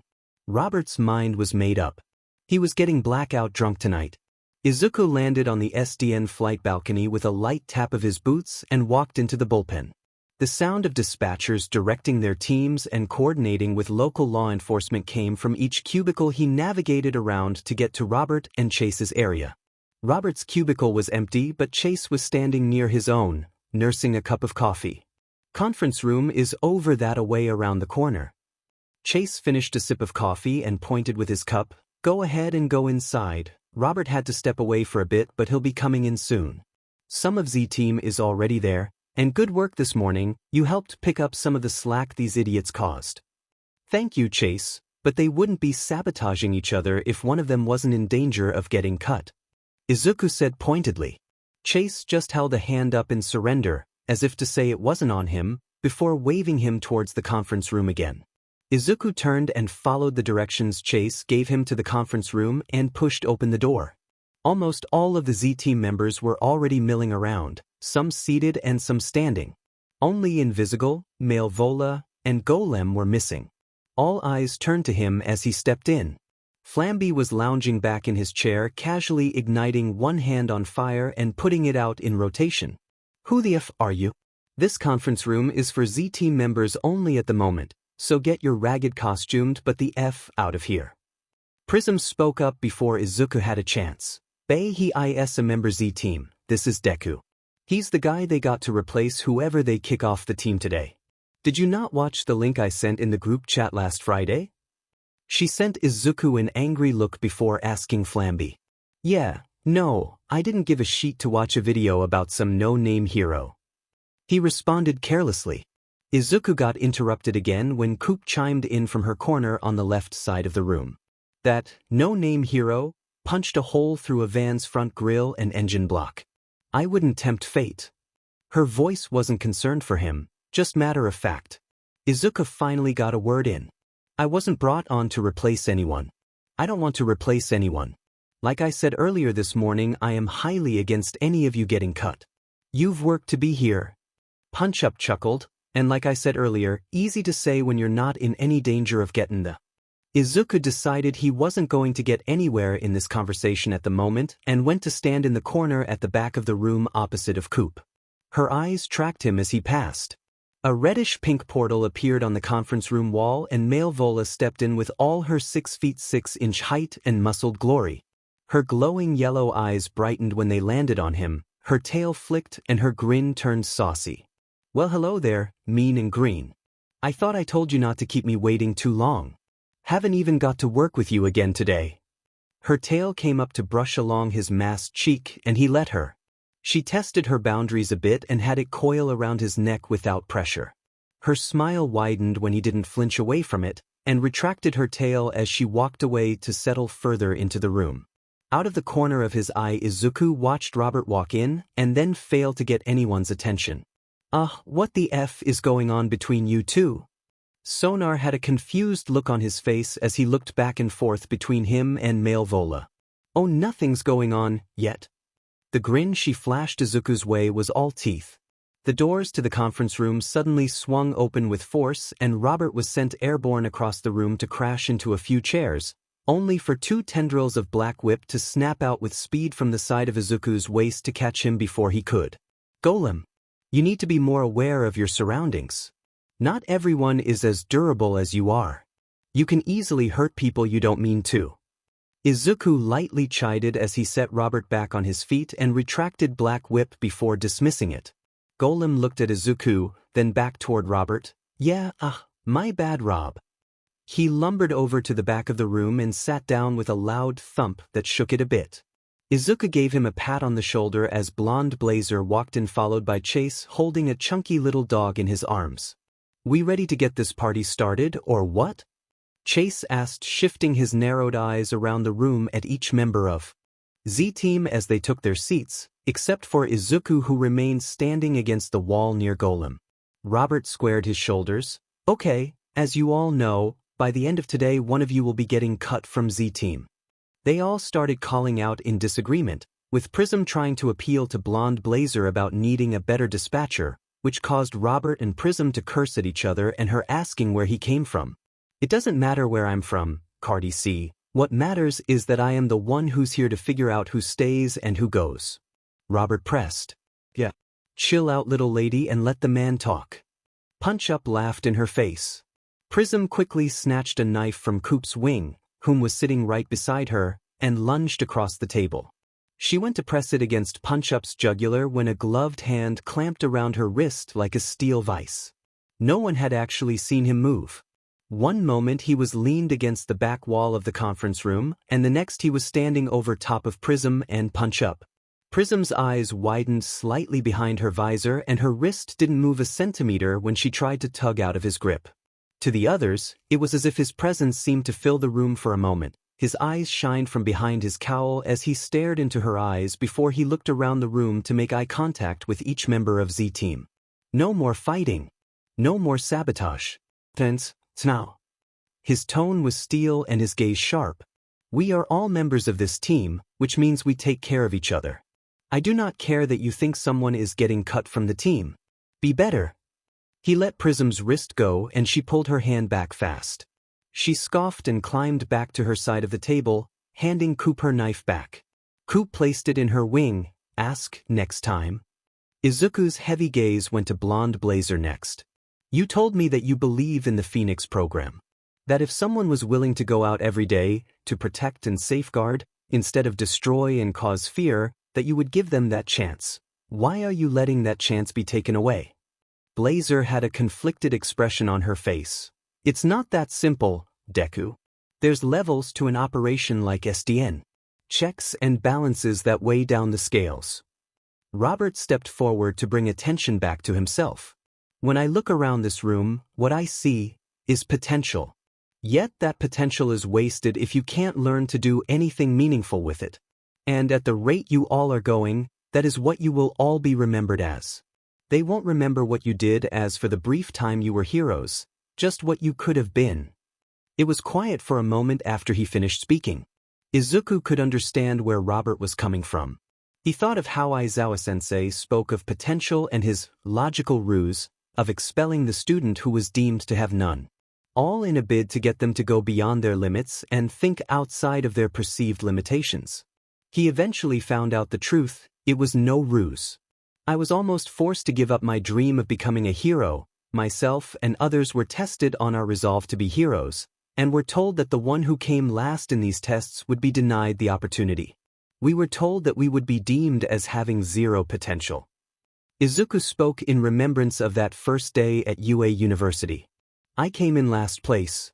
Almost all eyes widened in the room, wondering how someone as strong as him could have come last, and Invisible shimmered out of her invisibility in the seat right next to Malvola. She lightly slammed her hands on the table and leaned forward, asking what they were all thinking. How the F did someone like you come in last place? She asked incredulously. His answer was simple. I didn't use to have this much control of my power. Surprisingly, it was Coop who asked a question next. You said you almost had to give up, not that you did. How were you able to become a hero if you came last? Her tone was curious. In the final test, to get a score that rivaled one of the top performers of that test, I shattered my own finger intentionally. I exceeded their expectation of what I was capable of, and was crowned with potential. Izuku finished. That's metal as F dashed. Malevola couldn't help but blurt out. Everyone was quiet, taking in what they had just learned about the newest Z team member, and then Izuku reached up slowly, hesitated for a moment, and then took off his mask. Their faces all had traces of surprise as his emerald eyes, dark green hair, and youthful face was revealed. Only those who had already seen him didn't give a reaction, which one pair of keen eyes took note of. He looked each and every one of them in the eyes. No one in this room has zero potential, which is why I believe it's wrong to cut anyone from the Phoenix program. His tone held no doubt. Hey man, I'm glad it seems like you're in our corner on this, but why do you care so much about one of us getting cut? Sonar was the one to ask. I care because you are all members of a team I am now a part of. I care because I've experienced something similar. I care because you deserve for people to treat you like the heroes you now are, and not the villains you once were. Robert cut in. That is what this program is about. The phoenix was a beautiful bird of prey so tired of its own immortality that it tricked a sun god into setting its nest ablaze. But instead of dying, it was reborn anew from the flames. Regardless of who ends up at the bottom of the leaderboard, you are all phoenixes. The phoenix symbolizes redemption, and that is why you are all here, to burn away the you of the past and be reborn anew. Now go out there and have a better second shift. With that, Robert walked out of the room followed by Chase and Blazer. Izuku quickly put his mask back on and followed them out. Robert, Blazer, I still want to have a talk about this. Robert turned back to him and said firmly, and I promise we will have that talk after shift, but right now we need to get back to work. He didn't look back as he went to his cubicle with Chase following. Blonde Blazer turned to look at Izuku. Her gaze was apologetic. I'm sorry, Deku, but a decision has to be made tonight. And she too walked away, headed to her office. He was left stood there outside of the conference room. You're right, it does, he said to himself. So, is anyone going to talk about the fact that we have someone on the team who's under the legal drinking age? And can, maybe bench press it? Bus. Sonar popped the question. Who the F cares about legal drinking age? Everyone drinks underage a little bit. And didn't you think he was a cokehead last week? Prism countered. You know, it's kinda like having our own little phenomenon, except way cuter. Malevola had her own thoughts to share. Don't let that cute face fool you, he's absolutely shredded underneath that costume of his. Abs you could grate cheese on. 10 out of 10, would ride vigorously. The smug smirk could be heard loud and clear. You sneaky beach. You caught him in the showers sometime, didn't you? Malevola accused. Sure did, while he was undressing. But he noticed me before I could see the real goods. Didn't shame. Guys, can we please focus on our assignments instead of discussing obvious HR violations over comm? That would be fantastic. Robert's tone was dead as they heard him mutter something about more paperwork. At least the second shift was going much better than the first. It seemed they'd taken Izuku's stance on no more sabotaging each other seriously.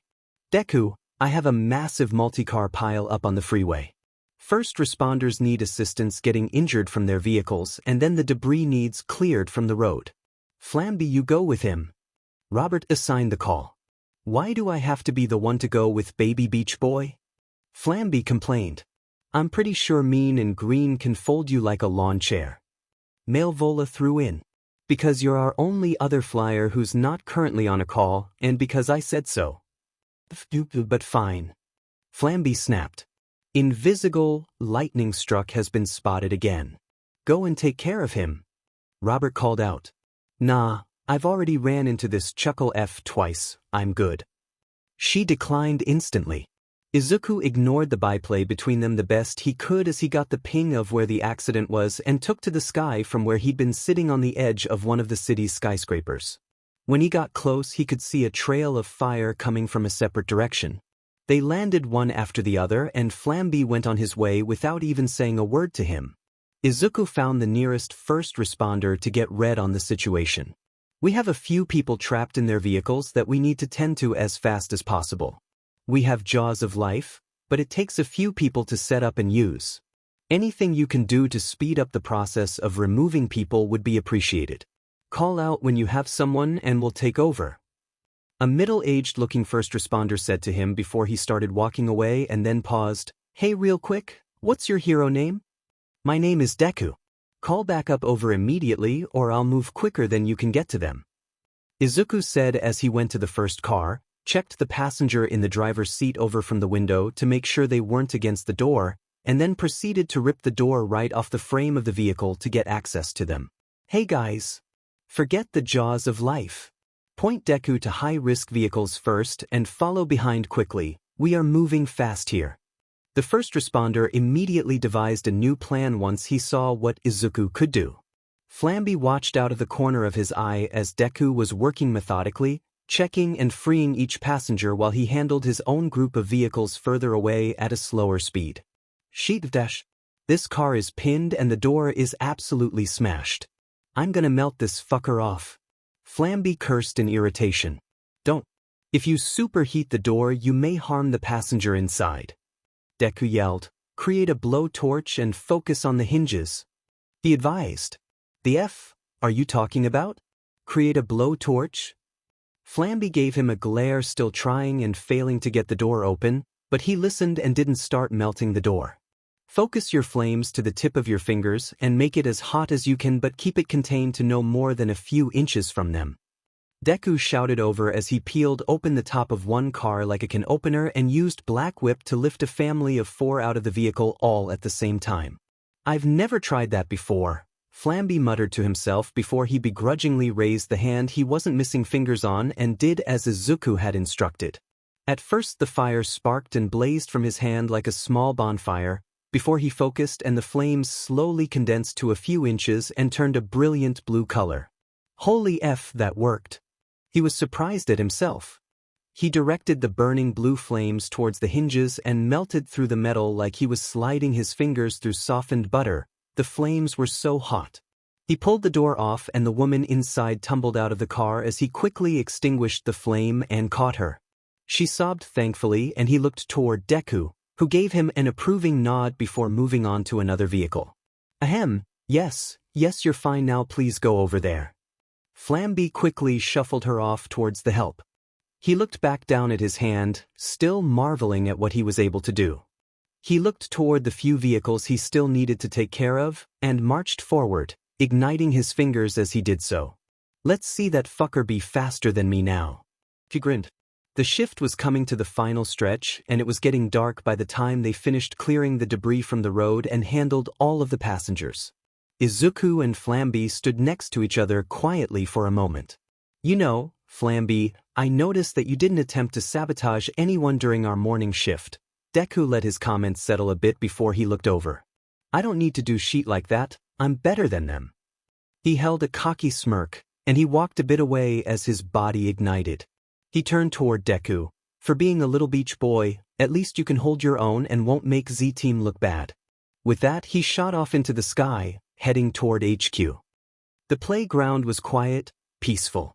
The perfect kind of quiet to fit the emotions Vizzy was currently feeling. She took another drag of her cigarette and let out a slow exhale. She knew she was getting cut. There was no point to continue the charade. Are you smoking? In a child's playground? The FS wrong with you? Robert chirped in her ear. Just another tally against her. She went to say as much when the sound of a pair of boots hitting the ground landed lightly beside her. She looked over and there was Deku, the scary-looking powerhouse of a hero who hid a young face underneath that imposing mask. What, you want a piece of me too, Muscles? Come on then, let me have it, it'll be your last chance. She snarked at him as she took another drag of her cigarette and blew it out. The comm line was suspiciously quiet. You refused the last 2 calls Robert tried to assign you on. You've given up. Why? He asked her. They gotta get rid of someone. She shrugged, figured I'd make it easy for everybody and just bite the bullet. You're quitting without even trying to give it your all. You shouldn't. he said firmly and stepped a little closer. She heaved out a sigh and pointed the fingers holding the cigarette at him. You don't get it. Some people are born to be heroes, and I'm not one of them. People like Blazer, Phenomenon, hell even you, have hero powers. You're strong for everyone to see, flying through the sky, saving the day. That's not me. I've tried. I have villain powers. She said self-deprecatingly. There is no such thing as villain powers. What you choose to do with your powers is what makes you a hero or a villain. And lately, you've chosen to use them to be a hero. His tone was full of conviction. She scoffed. My powers let me turn invisible and skulk in the shadows. All they're good for is letting me steal shit and watch famous people and creep on guys changing in the showers. She looked pointedly at him. Being a villain is my fate, it's in the stars. She watched him remain quiet for a moment, and she was glad he finally accepted her point. And then he took his mask off and came to sit down on the swing next to hers. I used to think it was my fate to be powerless, chasing a dream I wholeheartedly believed in, but could never actually achieve. The dream to become a hero. I didn't get my powers until shortly before I went to college, and I lived my entire life up until that point as a normie. She stared at him, struck silent. The undoubtedly strongest person on the team just claimed he has had his powers for at most 2 years. Bullshit, there's no way. She was quick to call him a liar. It's the truth. Where I come from, those without powers aren't looked at favorably. He paused and he looked toward her. On my last day of high school, someone who at the time I thought of as a friend said something to me. He told me that if I wanted to be a hero so bad, that if I wanted powers, that I should pray that I get them in my next life, and then take a swan dive off the school roof. Her eyes went wide, and for some reason her heart leapt into her throat when she imagined him being told that, and then thinking of acting on it. She defaulted to humor to try and get rid of the feeling. Tell me you decked the fucker after he said that to you. She mimed a punch. He sounds like a real piece of shit. She watched him shake his head. I didn't have the strength, and it wouldn't have done anything. He's actually where my hero name comes from. Ever since we were 4 years old and he got powers, and I didn't, he's called me a Deku. It's another way my real name can be read in Japanese. It means useless, which essentially is what I was to anyone that did have powers. You've been flying around this city saving people this entire time, calling yourself fucking useless? Why in the F would you do that? It just didn't make any sense to her. After got my powers, a new friend of mine heard the name and called me by it, not knowing what it meant. She told me she thought it sounded like Deku, which is something like, you can do it. He used air quotes to explain. From then on I decided to reclaim the name I've been called most of my life and turn it into something else. Well, what happened to the fucker who told you to kill yourself? Anything ever happened to him? She asked heatedly. Not even sure why she was angry, maybe his story just resonated with her a bit.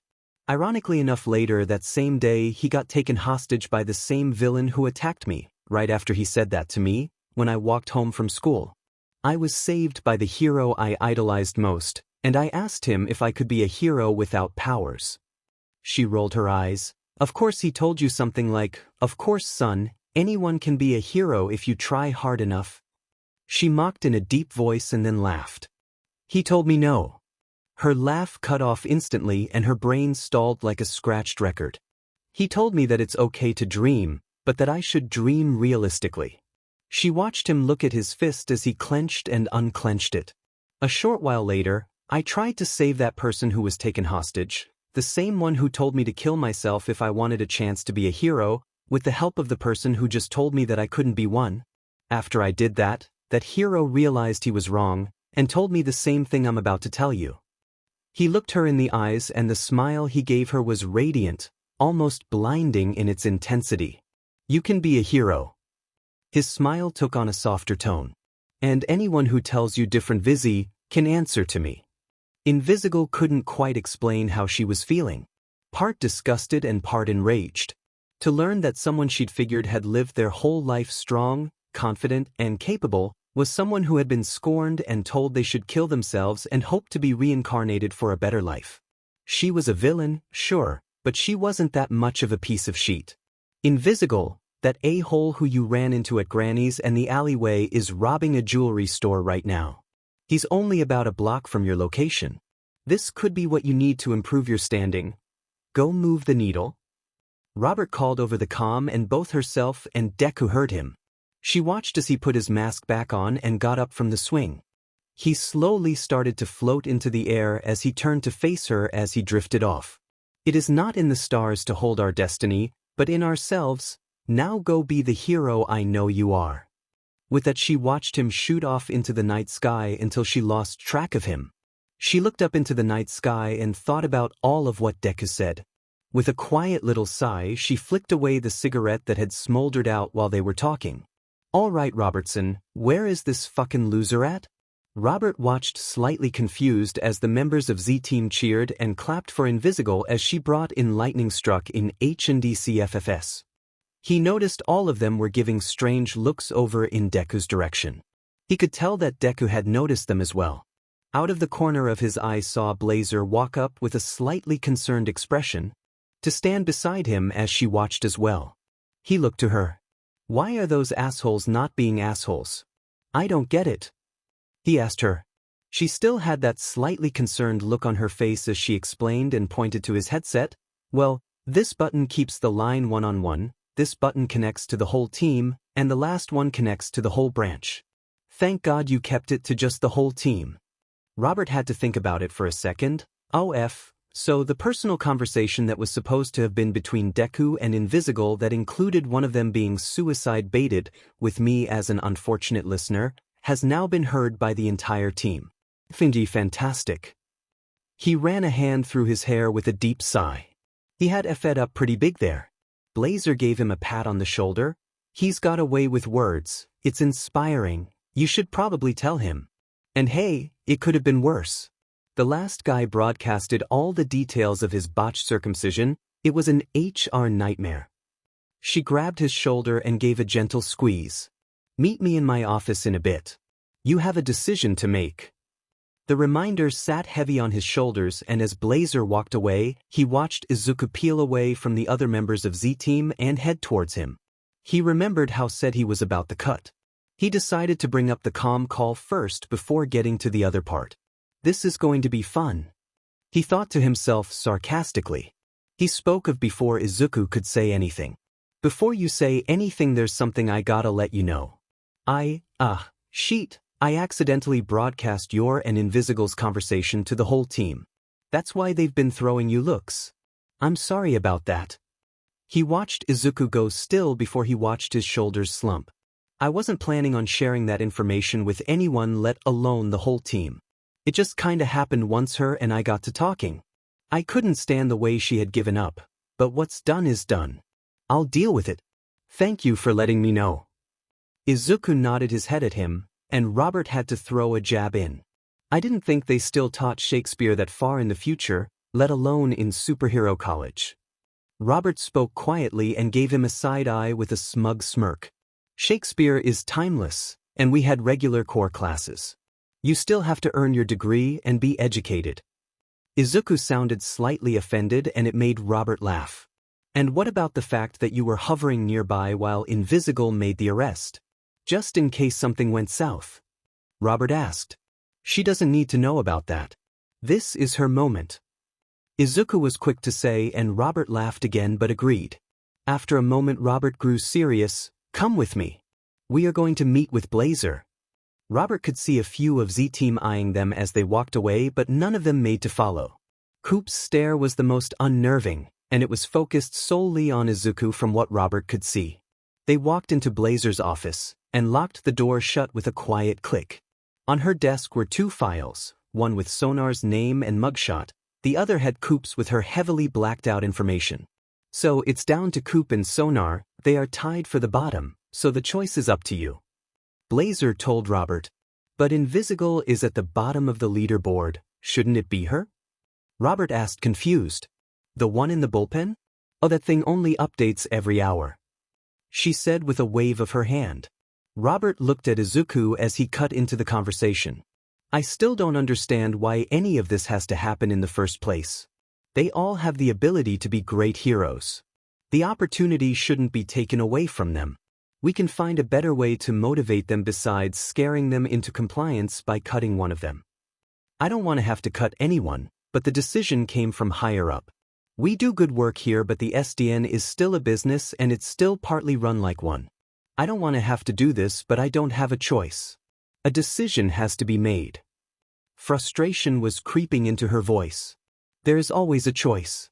It's just whether or not we can deal with consequences of that choice. Izuku said defiantly. Robert slowly reached out and grabbed Coop's file. If I have to make a choice, then I suppose it would be co-op. She still seems a little, not quite evil, but definitely stuck in her ways. He handed the file to Blazer. This is the decision you've made? They heard Izuku ask, his voice devoid of emotion. Robert saw Blazer look him in the eyes. It is, I'm sorry. She confirmed. Then I'm sorry too. Robert watched as Izuku fished around in his utility belt and found the key that Blazer had given him to one of the converted rooms in the office. He walked over and placed it on her desk with a silent clink.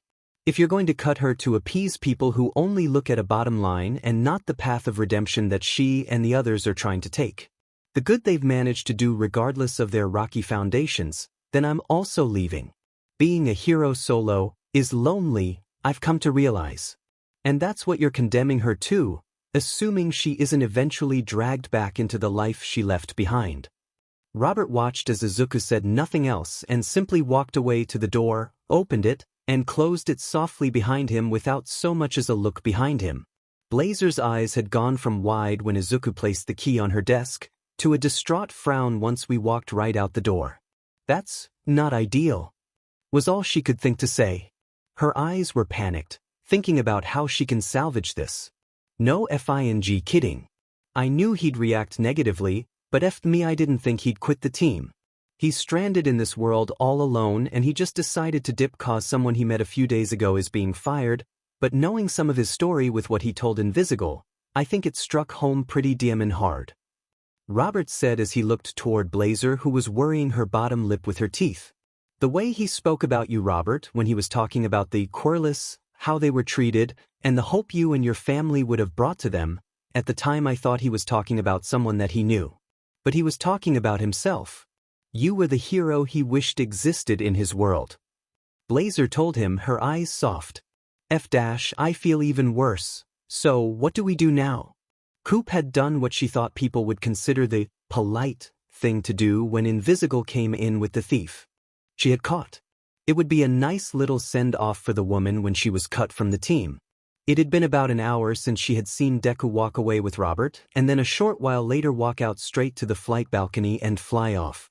He must not have felt like sticking around and went to wherever he was staying. Listening in on his talk with Invisible had been enlightening in some ways, and made her much more curious in others. Now, she was headed towards the conference room where Robert had asked her to come and meet with him. She opened the door and saw him already in the room seated. She sat in front of him and crossed her arms, ready to get whatever this was over with so she could get back to her apartment and rest. Thank you for coming, Cole. I'm sure you may have guessed why I asked you to come here. Robertson said to her. You would be mistaken. Oh well, we need to have a talk. She watched him take a breath. You are going to be the one cut from the team tonight. All those incidents of you cutting people unnecessarily kinda caught up with you. And with Invisible's latest arrest, she jumped above you and Sonar both on the leaderboard. He finished. Her eyes narrowed dangerously and she tensed as soon as the words had finished leaving his mouth. She immediately felt rage and the umbral mist around her wings intensified. Her fingers twitched to go for one of her knives when she stilled. She replayed what he just said in her mind. You said, as in you made the decision to cut me, but seemed to have chosen not to. Why? She watched Robert reach up and scratch at his chin. You can thank Deku for that. From the beginning he has been against any one of you being cut from Z-Team, quite vocally at that. He was present when the decision to cut you was made. Once we did so, he made the decision to quit the team and left the SDN building, because of our decision to cut you. He feels strongly about heroes and redemption, as you've heard. She thought back to seeing Deku leave HQ a while ago. He wasn't leaving just to go back home. He was leaving SDN entirely. She looked at Robert. So him leaving was what allowed me to stay on the team? She questioned. Robert shook his head. I can't undersell how much we want him to be on this team. The precision, power, and sheet, the PR that he brings for Z-Team is desperately what it needs. He didn't just threaten to leave, he left without even looking back. Even gave back the key to one of the spare rooms here in HQ that he was staying in. He has nowhere to go, and he didn't hesitate to walk out when we confirmed you were being cut. She just stared at Robert, speechless that someone who barely knew her would go so far for her. He probably would have done the same for anyone who was in her position by the sounds of it, but the fact remained he had done it for her. How am I still on the team? She asked, trying to figure out why she was allowed to stay. Well, after Deku walked out, Blazer rightfully panicked a bit and called the higher-ups and pulled out every stop she could think of. PR increases, the saves he's done, the subscribers we gained over the weekend since he showed up, and finally she ended with the video of him causing a rain shower with a punch to put out a fire. Then she told them that very same person just quit the team because one of his teammates was being cut. She asked them if they wanted someone that could do all that in a few days, not attached to SDN. They decided to change their minds about the cut. He finished with a small smirk. Does he know that you were able to get the cut rescinded? She knew he hadn't returned to SDN. She had been watching for him. Robert shook his head at her. When he walked out he left the key but forgot to leave the comm. However, he's not answering it when I've tried to reach out, so I'm assuming when he realized he left with it he stashed it away in his utility belt. She stared into Robert's eyes and then leaned forward to let him know the answer to her next question was non-negotiable. Where is he? Izuku had been sitting on the roof of a random skyscraper for a while. His mask was off and he was just taking in the city, thinking about what he was going to do now that he left SDN and was on his own again once more. It was impulsive, yes, but it was the right thing to do. Coop was going to need help. These few days had made him realize that he was burning himself out back in his own world. I'll figure it out eventually, if painfully, he thought to himself. His head turned when the sound of displaced air and feet landing on the roof reached him. Coop was there. Her golden eyes were intense behind her eye mask, staring him down as she approached. He stood up to meet her and she stopped when she was nearly chest to chest with him. Being this close he realized they were roughly the same height, with him only being slightly taller. Why? She said without preamble. Her question direct and demanding to be answered. He knew exactly what she was asking for. Them cutting someone from Z-Team to set an example and scare the rest into shaping up didn't sit right with me. You all chose to, and continue to choose to go out and be heroes every day you show up to work. Some bumps along the road is expected. Hurting people is easy, protecting them is hard.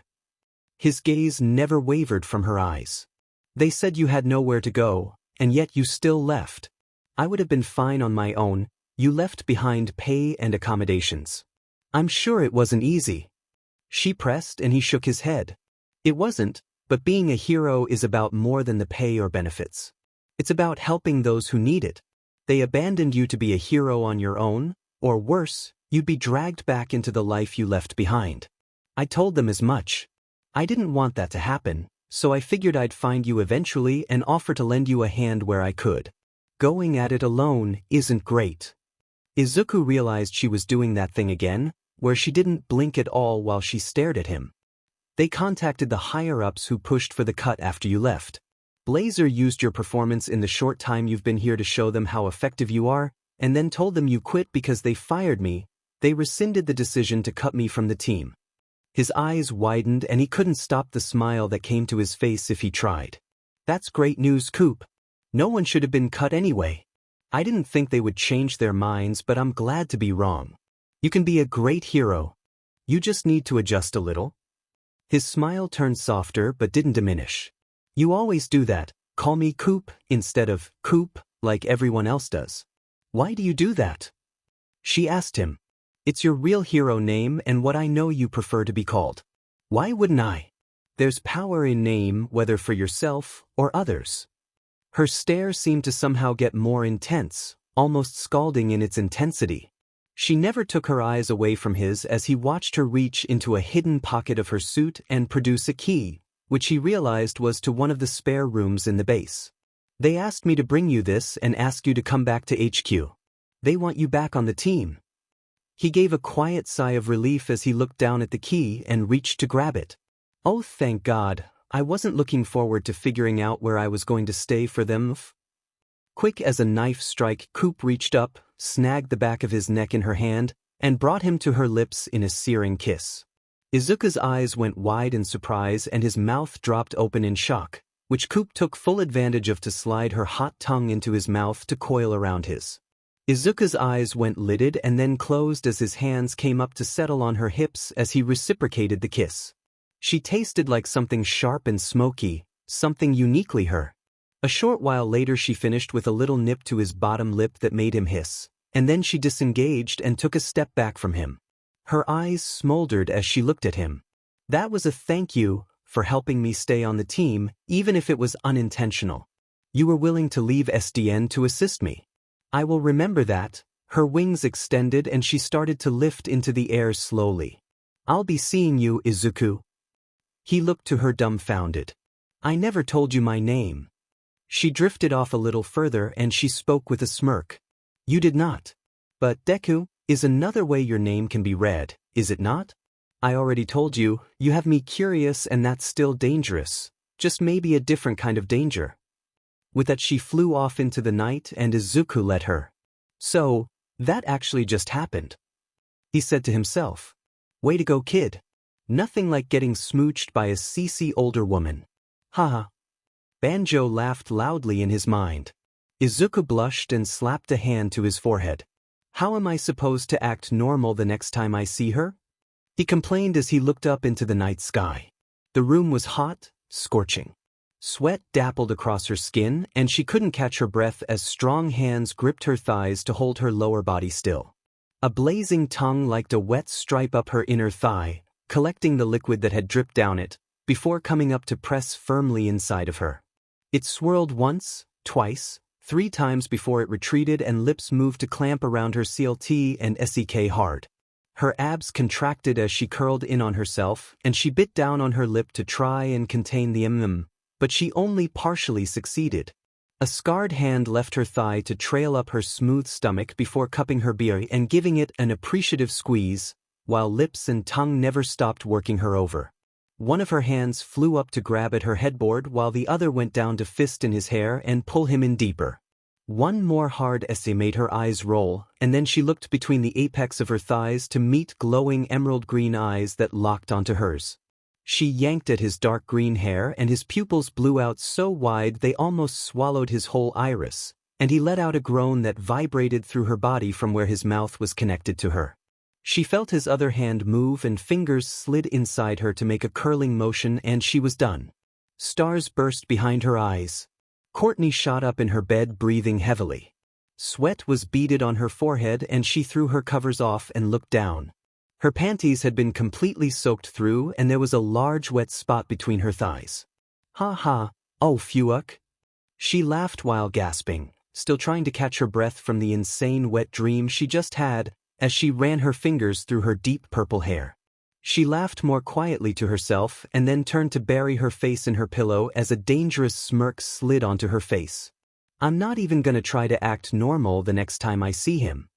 Izuku's morning started with him lying in bed, staring at the ceiling as he thought over the end of last night. Coop's kiss had caught him off guard but was in no way unpleasant. The taste of her was unique and had settled somewhere quietly in the back of his mind. She'd said it was a thank you for him helping her, and he understood where she was coming from. People sometimes did spontaneous things out of gratitude. Part of him hoped it was more than that. Instead of keeping his brain spinning in circles about it, he decided he was going to start the day the same as yesterday, nice and early with another light morning workout routine, but in the SDN gym this time. I need to have a talk with Blonde Blazer and see if she can help me in finding a more permanent place to stay, and maybe some cloths. He thought to himself. With no apparent way home at the moment, he needed to find somewhere to place a few roots for the time being. He was just about to head down to the gym when a loud thumping knock on the door sounded out. I wonder if Robert or Blazer need me for something. Only them and Coop know I'm staying in one of these rooms, and I doubt it's her. though he couldn't help but feel a jolt at the thought. He didn't bother to throw his suit or mask on as he went and opened the door. He looked straight ahead, confused for a moment as he saw no one, before he heard a quiet cough from down below and looked down. There, standing at his door, dressed in his green dress shirt and suspenders, curled handlebar mustache groomed to perfection, was Punch-Up. He watched the Irishman give him a measuring look before he smiled. "You know, lad, you look much softer outside of that suit of hers. Like a fluffy, green-haired puppy. I can see you got definition, though." Punch-Up chuckled at him. "Thanks. No, wait, how'd you know I was staying in one of these rooms?" Izuku was surprised that of all people, the short-statured man was the one who came knocking. "Ah, well, Coop told me last night about what you did for her, threatening to leave the team when they cut her. How that changed their decision and they let her stay. I wanted to say thank you. The woman's tough as nails, but I can't say. I wouldn't be worried if she was forced to go it alone. She told me where to find you when I asked." Punch-Up explained as he twirled one end of his mustache. "It wasn't a threat, I made the decision the moment they confirmed the cut. It wasn't right, and I wasn't going to let her go at it alone if I could help it. Couldn't take the chance she might be dragged back into crime if she had no other options. I would have done the same thing for any one of you." Izuku shook his head and said honestly. Punch-Up smiled. "All the same, that's why I felt the need to come see you, thank you properly. Her and I are close. We even dated for a bit, if you can believe it, though that time has long passed and only feelings of friendship remain. She even told me about the kiss you two shared." Punch-Up's smirk was diabolical and his laugh was loud as he watched Izuku tense up and flush slightly. "She told me that it was a thank you for helping her remain on the team. She was just grateful, she didn't mean anything more by it." Izuku said hastily, telling himself that as much as he was telling Punch-Up, waving his hands slightly, hoping to ward off Punch-Up from trying to start something with him. Not because he was a threat, but the headache it would cause just wasn't worth it. He liked the man. Punch-Up stared at him for a moment before he laughed some more. "Oh, you poor, naive lad, you are going to be in so much trouble. And the way Malevola's been eyeing you." Izuku just stared at him silently and Punch-Up laughed even harder, wiping an imaginary tear from his eye before patting him on the arm. "Good luck, lad, you're going to need it." And then Punch-Up walked away, throwing a wave over his shoulder. Izuku just stood there for a moment watching the diminutive man walk away before he went about his original plan and headed to the gym. No one was there when he got there, which suited him just fine, preferred even. He began with some stretches and then went for a 20-minute light run, before moving on to some strength exercises using the weights. He loaded the bench bar with a good amount of weight suited for him to use without having his quirk active, enough to push himself and feel it.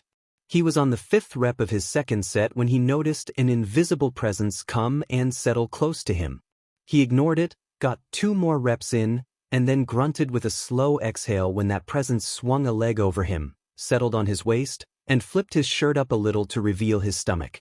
Slightly cold hands settled on his abs, as Vizzy slowly shimmered into existence, saucy smirk firmly on her lips. "Well, hello there, muscles. You know, you're supposed to have a spotter when you're working out. It's even on the poster," she said, pointing with her chin at the poster on the wall behind the bench. "Spotters are usually behind the bench to catch the weight," Izuku said in stuttered breaths with a flush coming to his cheeks, trying to concentrate on steadily lifting the bar, instead of the feeling of Vizzy's thighs bracketing his hips and the weight of her on his groin. "I figured I'd be more effective. But here," she said, with emphasis on here, and gave a small roll of her hips. Izuku took a deeper breath and tried to will his blood not to go south, staring at the ceiling instead of her. He was fighting a losing battle. He peeked and she had a contemplative look on her face. "I had a crazy dream last night, and you were in it. One of those dreams where it makes you question," she said casually, raising a hand and examining her nails. Izuku just knew he was going to regret asking. "Question what?" he asked as he pushed the bar up. Her grin turned predatory as her gaze laser-focused on him. "Whether or not you give head good enough to make me cream in real life like you did in my dream." Izuku's arms gave out and his body jolted in surprise before his quirks sparked up and he caught the bar before it could slam into his chest. Images of what she just described rapid-fired in his brain as what she said registered. Never, he started and then cut himself off, his face going red. She leaned forward, grabbed his hands where they were holding the bar, and guided him towards racking it. Her hand stayed on top of his on the bar as she leaned her face closer, nose almost touching his. Her breath ghosted over his lips. Never gave head, or never had. Which is it, muscles? She asked as she maintained eye contact.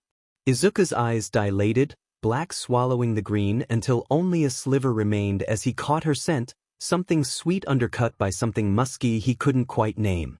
She chuckled, sat back up, and then gave a little gasp when she felt something lurking underneath her.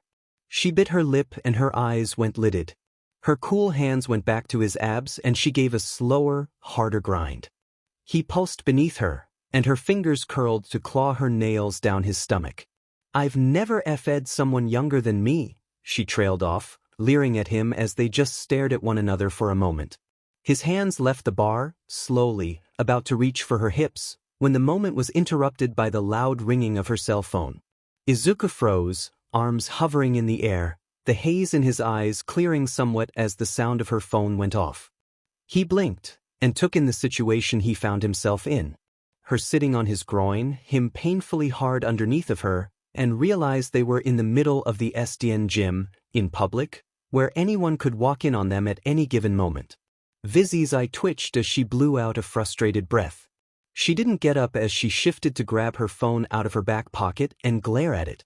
Izuku gave a quiet groan when she shifted, which made her flash a smirk at him before her face turned back to annoyed as she answered the phone. What golem, I'm kinda busy at the moment. What the F? Why, we just had one. Fine, y'all fucking be there. She looked down at him. I'll tell Deku since he's not in the chat. Yeah, I know where he is. Last I checked, he's right where he's supposed to be. Izuku glanced around the room and tried to listen for anyone coming. He looked back to her as she hung up the phone, still not making a move to get up right away. Are you just going to keep sitting there? He asked, a little nervous about being seen now that he wasn't as distracted by what she was doing to him. She sat there a moment longer before swinging her leg up and over to be standing beside him again. I don't know if you're lucky or unlucky that Golem interrupted. A text went out in the Z-Team group chat. Robert's calling for another team meeting in about an hour in the conference room. Speaking of, give me your phone number so I can add you to our chat. Vizzy told him. I don't have a phone, not one that works anyway, just the data pad Robert gave me for dispatching. Izuku said as he rubbed the back of his head. She gave him a more evaluating look as she scanned his appearance before her eyes narrowed and she gained a thoughtful frown. That's the same shirt you put on when I caught you in the locker room, fucker. Do you not have any other clothes? She asked. He looked away and said quietly, not really, I just have a rucksack that carried a few essentials. I was in a rough spot when I first got here and stumbled upon Coop, and then Malvola and Golem. I'm kinda staying in one of the spare rooms here at HQ. He looked up at her quickly and shook his hands. But I'm gonna talk to Blonde Blazer about finding somewhere else to stay. I don't want to impose here any more than I already have. You're fucking homeless? She said more to herself than him with a blank look on her face, before she growled lowly and disappeared from view. Malevola's teasing, Coop kissed me last night, and Vizzy just did. The women on this team are going to give me a heart attack. He thought. Izuku just stared at where she had disappeared from as he felt her leave close proximity. He let out a sigh before deciding he had enough time to do a little more of his workout and then he needed to get ready for the meeting. Hopefully it's less dramatic than yesterday. Malvola decided to be on time to a meeting for once instead of being fashionably late on purpose. She looked around the room and saw that everyone had taken up the same positions as yesterday. She glanced to Mean and Green standing in the corner with his mask off, watching him do his own scan of the room. Her eyes caught his when they swept over her and she held his stare. Her tail came up from behind her and gave him a little wave and she flashed him a wink. He gave a small, almost shy smile and nod of acknowledgement. He was fun to tease and she enjoyed the hell out of doing it. Her eyes slid to Coop and narrowed slightly as she saw her still staring at Deku. She noticed that she had looked to him when he walked in, but it seemed like her attention hadn't wavered from him once since he walked into the room. She could tell Deku had noticed Coop's stare and was trying to act casual, but every time his eyes flicked toward her, she was still staring. Their resident former assassin was taking an interest in their fluffy green-haired young man. Invisible was the last to enter, and she took a seat beside Malvola, pulling out a pack of Sour Patch Kids and popping a few in her mouth.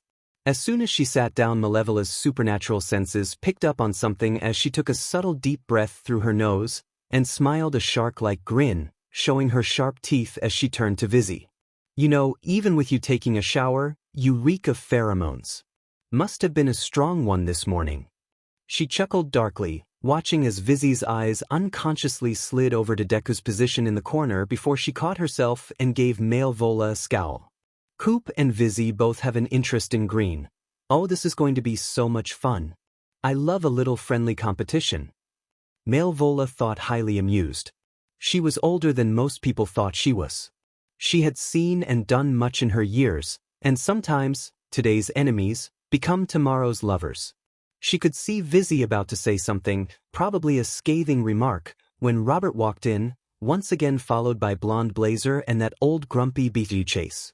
Unlike yesterday, everyone didn't take too much prompting to quiet down as Robert stood at the front of the table. What the FS this meeting about? Come on, we just had one of these. Flamby was quick to voice his impatience. Well, I'll get right to it. Last night Sonar and Coop were tied at the bottom of the leaderboard, and so the decision on who to cut was between the two of them. In the end, Coop was the one chosen to be cut from the team. Robert spoke to them, his voice serious. The eyes of the original members of Z-Team, minus Punch-Up, went to Coop, whom they half expected to become furious and start throwing knives. She didn't even react, her gaze still pointedly fixed on Deku in the corner. Damn, she's really fixated on him. Malvola thought as her eyes flicked to Punch-Up and saw him idly twirling his mustache. And he already knows. Robert continued speaking. However, as you can see, she is still here and has been called to this meeting. That is because the call for the cut was rescinded. Cheers went up around the room as they congratulated Coop on being able to stay on the team. Once again, Malvola noticed that Punch-Up seemed to already know that decision was made by his non-surprise. Prism turned to Blazer. Ms. Blazer, did you get those fuckhead higher-ups to change their mind? She asked. I did, but I'm only partially the reason why the cut was rescinded. Blazer's and Robert's eyes both went to Deku, as if waiting for him to say something, and looked away when he didn't. Malvola could tell there was something there. Well, if you're only partially the reason, then what's the rest? Don't leave us hanging here. I was this close to getting Sheik Can too. What miracle happened that got them to change? Sonar asked before she could. His furry ears flicked with anticipation. Blazer hesitated for a moment, eyes going back to Deku as if asking for permission. He didn't say anything, just stood there for a moment, and then gave a small, slow nod that prompted Blonde Blazer to speak. Deku was involved in the meeting between Robert and I when the decision to cut Coop was made. Once we confirmed it, he quit Z-Team on the spot and left SDN immediately to join her. Blazer said. Gazes whipped towards Deku immediately, and he just stood there quietly, while all their eyes were on him. Goddamn, no wonder Coop's been so laser-focused on him. We all would have been said, especially Punch-Up, but no one else would have left with her. Malvola thought with a small amount of awe. All of a sudden a bag of Sour Patch Kids went flying at Deku's face, which he caught, as Vizzy stood up with a scowl on her face. You're fucking homeless, with no clothes, no phone, and you just left a decent paying job and a place to stay on the spot, for a fucking ex-villain? You dumbass, are you crazy? Vizzy growled at him. Several pairs of eyes went wide at the information Vizzy just revealed. Deku created one of his black-green tendrils and used it, passed the snack back over to Vizzy, who snatched it and looked like she contemplated throwing it again before she sat down with a huff. I didn't quit for an ex-villain. I quit for a hero who had just been cast out to fend for herself. To make sure she wasn't alone, or be forced back into a life of crime. Heroes meddle, even when those they are helping feel like they shouldn't. I'm not a hero for the money, or the fame. I would have done the same for any of you. like Robert said, this program is redemption, for you to be the heroes you could have been all along. You all deserve to see that become reality. I believe in that. Deku said strongly with no hesitation. And you were what, just gonna live on the streets, scraping by, saving people and fighting crime with just the clothes on your back?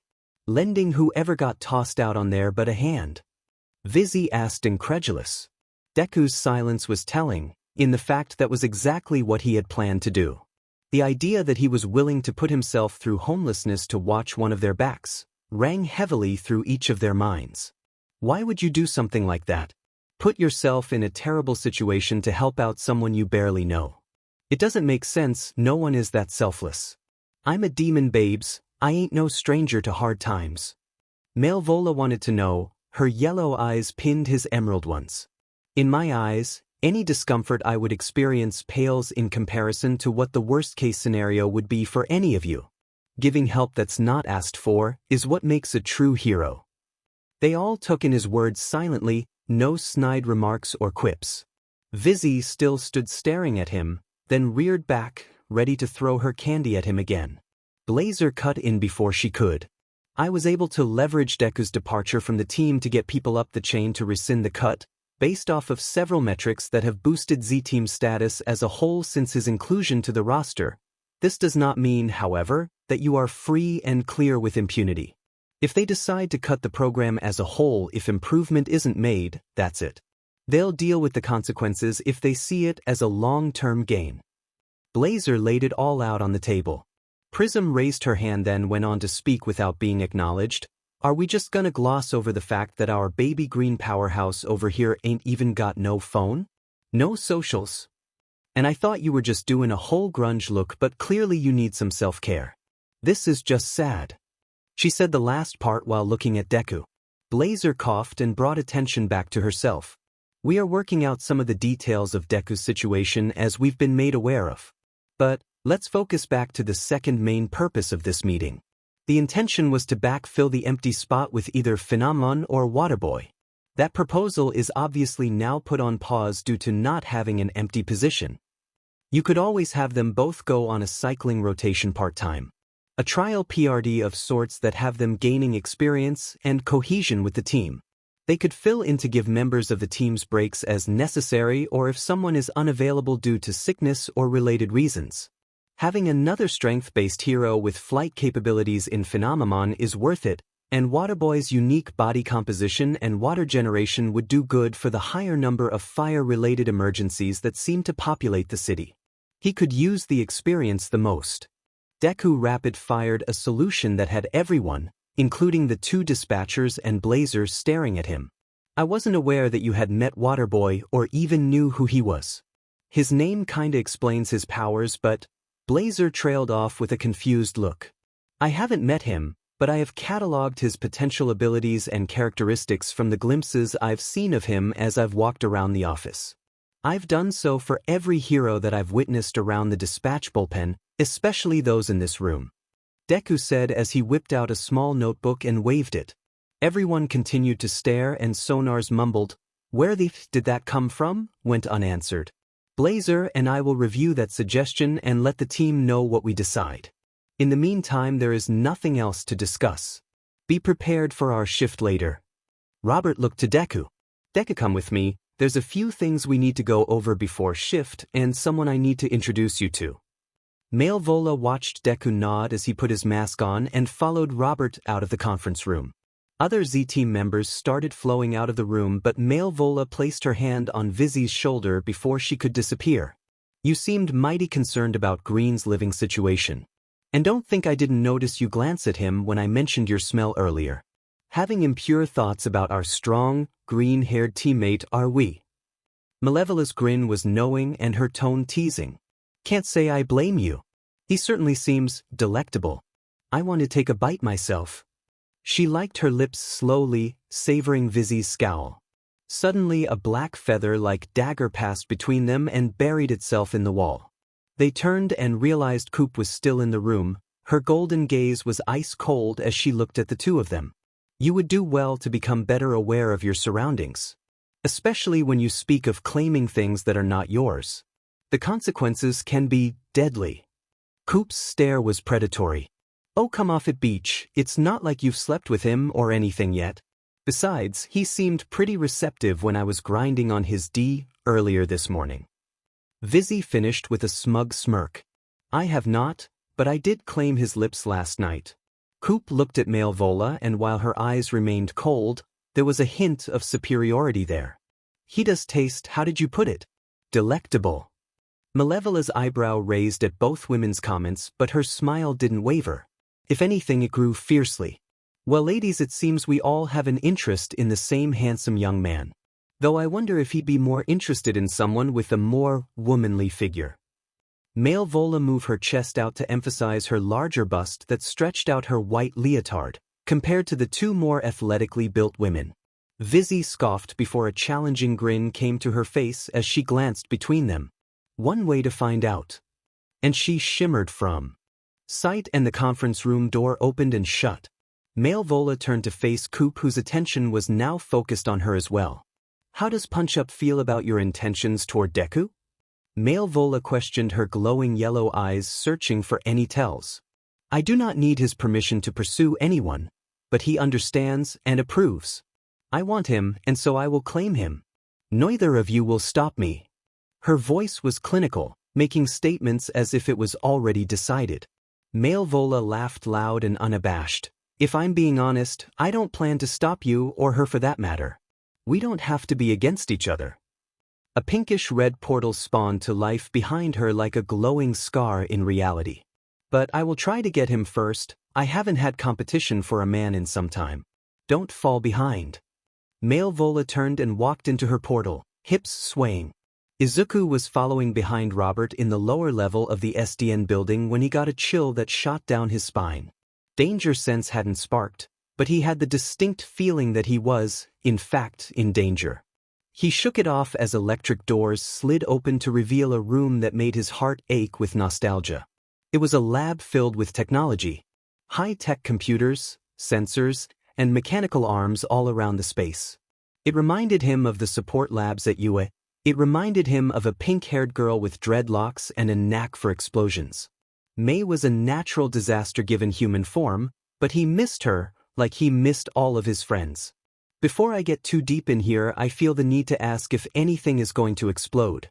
A friend of mine was extremely brilliant, made most of my gear, but she could make things explode that would leave you confused how it was possible.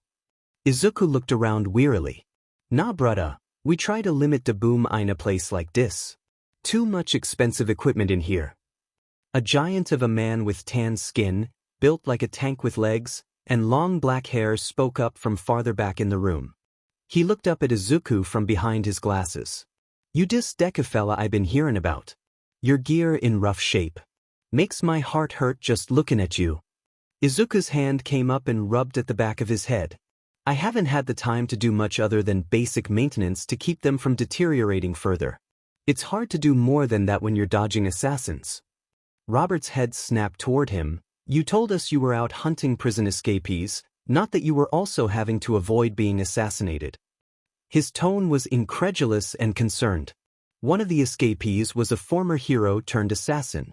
She could turn her arm into a high-powered sniper rifle and used her hair as bullets. My endurance is high, but her sheer penetrative power was a threat. She was extremely dangerous and hard to maneuver around. Izuku explained, and they just weighed what he said for a moment, imagining him dodging sniper fire, desperate to preserve his life. Well, it's good to meet you, brudda, been hearing good things. Royd raised out a fist toward Izuku, who quickly realized what he wanted and bumped fists with him. Royd walked off to the side and shuffled some schematics around until he found what he was looking for and brought it back to Izuku. Ms. Blazer asked me to give you this. Said you only had the data pad. This phone replacement, same function, better speed and capabilities, and encrypted. It also has an account attached to it. I spoke with Blazer about advancing some cash for you. Robert told him. Izuku took it and bowed in gratitude to both men. That solved two of his problems that he needed to ask Blazer help for. She worked fast. Thank you, this is a big help. I'll thank Ms. Blazer when I see her. I need to ask her about help looking into more permanent accommodation as well, I don't wish to keep imposing on the office. We'll work on that next. There might be openings in my complex. It's not the greatest, but there are certainly worse places. Ms. Blazer also asked me to help you with repair and replacement of your suit. But we get to that later. Rob told me you know about the mecha dash. Izuku cut Royd off as he held up a hand and Black Whip shot off without warning, wrapping around air and reeled in what turned out to be Vizzy, as she shimmered into existence firmly held in Izuku's quirk. She had a smirk on her face, showing no discomfort, and her eyes were firmly on Izuku. I've never really done the whole bench thing before, but this is actually pretty fucking king KY. Robert's sigh was the sound of a man who was done with life but wouldn't end it, because the Grim Reaper would probably make him pay rent in the afterlife. It's fine, Deku, she already knows about me being Mecha Man. She found me out on my first day here. Snuck into a meeting between Blazer and I. Caught him in his underwear. Vizzy said, pointing a chin at Robert with a mocking smirk, before she turned back to Izuku and her voice turned husky. Your body's much better, by the way, and you make a fine seat. Bet your face is a better one. Izuku was blushing hard once again due to this woman, but at least this time he had his mask on so the others wouldn't see. He set her on her feet and dismissed Black Whip. Vizzy rolled her shoulders before crossing her arms and ping a hip. First off, ouch, you try being in a coma for several months and see how you look after. Second, could you at least pretend to care about the HR paperwork you're gonna force me to do when you make comments like that about a coworker? I don't even want to know what you did that prompted you to say that. It sounds like it's gonna make me go gray. Robert said as he looked over at Izuku and raised an eyebrow, quietly wanting to know if it was truly an issue. Izuku just shook his head at Robert. Embarrassed he may be, but he wasn't offended by her attention and comments, just confused on why she was directing that attention at him and if she was playing with him or not. By the way she was scanning him up and down, he was beginning to suspect that she might be serious. So how did you find out about our dear dispatcher's not-so-secret identity? He just telling everybody now? Vizzy asked. No, I'm not telling everybody yet, so remain silent about it if you could. Deku figured it out after having done research on Mecha Man and then meeting with me in person shortly thereafter. Kid's real fucking sharp. Robert answered, shaking his head. I'm not a kid. Izuku mumbled stubbornly and looked to the side. By what I felt earlier, you sure as hell aren't, but let me check again for science. We are in a lab after all. She started walking towards him, but Royd put a big beefy arm in between them before she could get too close. Aye, why don't you take this HR violation somewhere else, huh? This lab is a sacred space for invention. Not for whatever this is. Royd shut it down immediately and Vizzy backed off, but her smirk said this wasn't over. She then turned her attention toward Robert. By the way, Blazer caught me before I came down here. Said she wanted to speak with you in her office. I'd get going, sounded important. She relayed and then looked at Izuku. Give me your phone, I saw the big guy give you one. She quickly snatched it when he held it up and sent herself a text message. I'll see you on shift later, muscles. Izuku noticed she made special emphasis to wait a little bit longer to turn invisible than she usually did when she walked away, letting him get a good look at her backside. Robert looked to Izuku. I'd offer advice on how to survive the situation you've found yourself in, but I'm honestly drawing a blank. He made for the door. I'll just wish you luck instead. You'll need every bit of it. And with that he was gone. Royd looked at Izuku. You come and see me when you have time, yeah? I have ideas. He stuck his fist out for a goodbye bump. Izuku looked around the room, seeing some of the technology on display, and then thought of a few members of Z-Team. He grinned behind his mask and met Royd's fist with his own. So do I.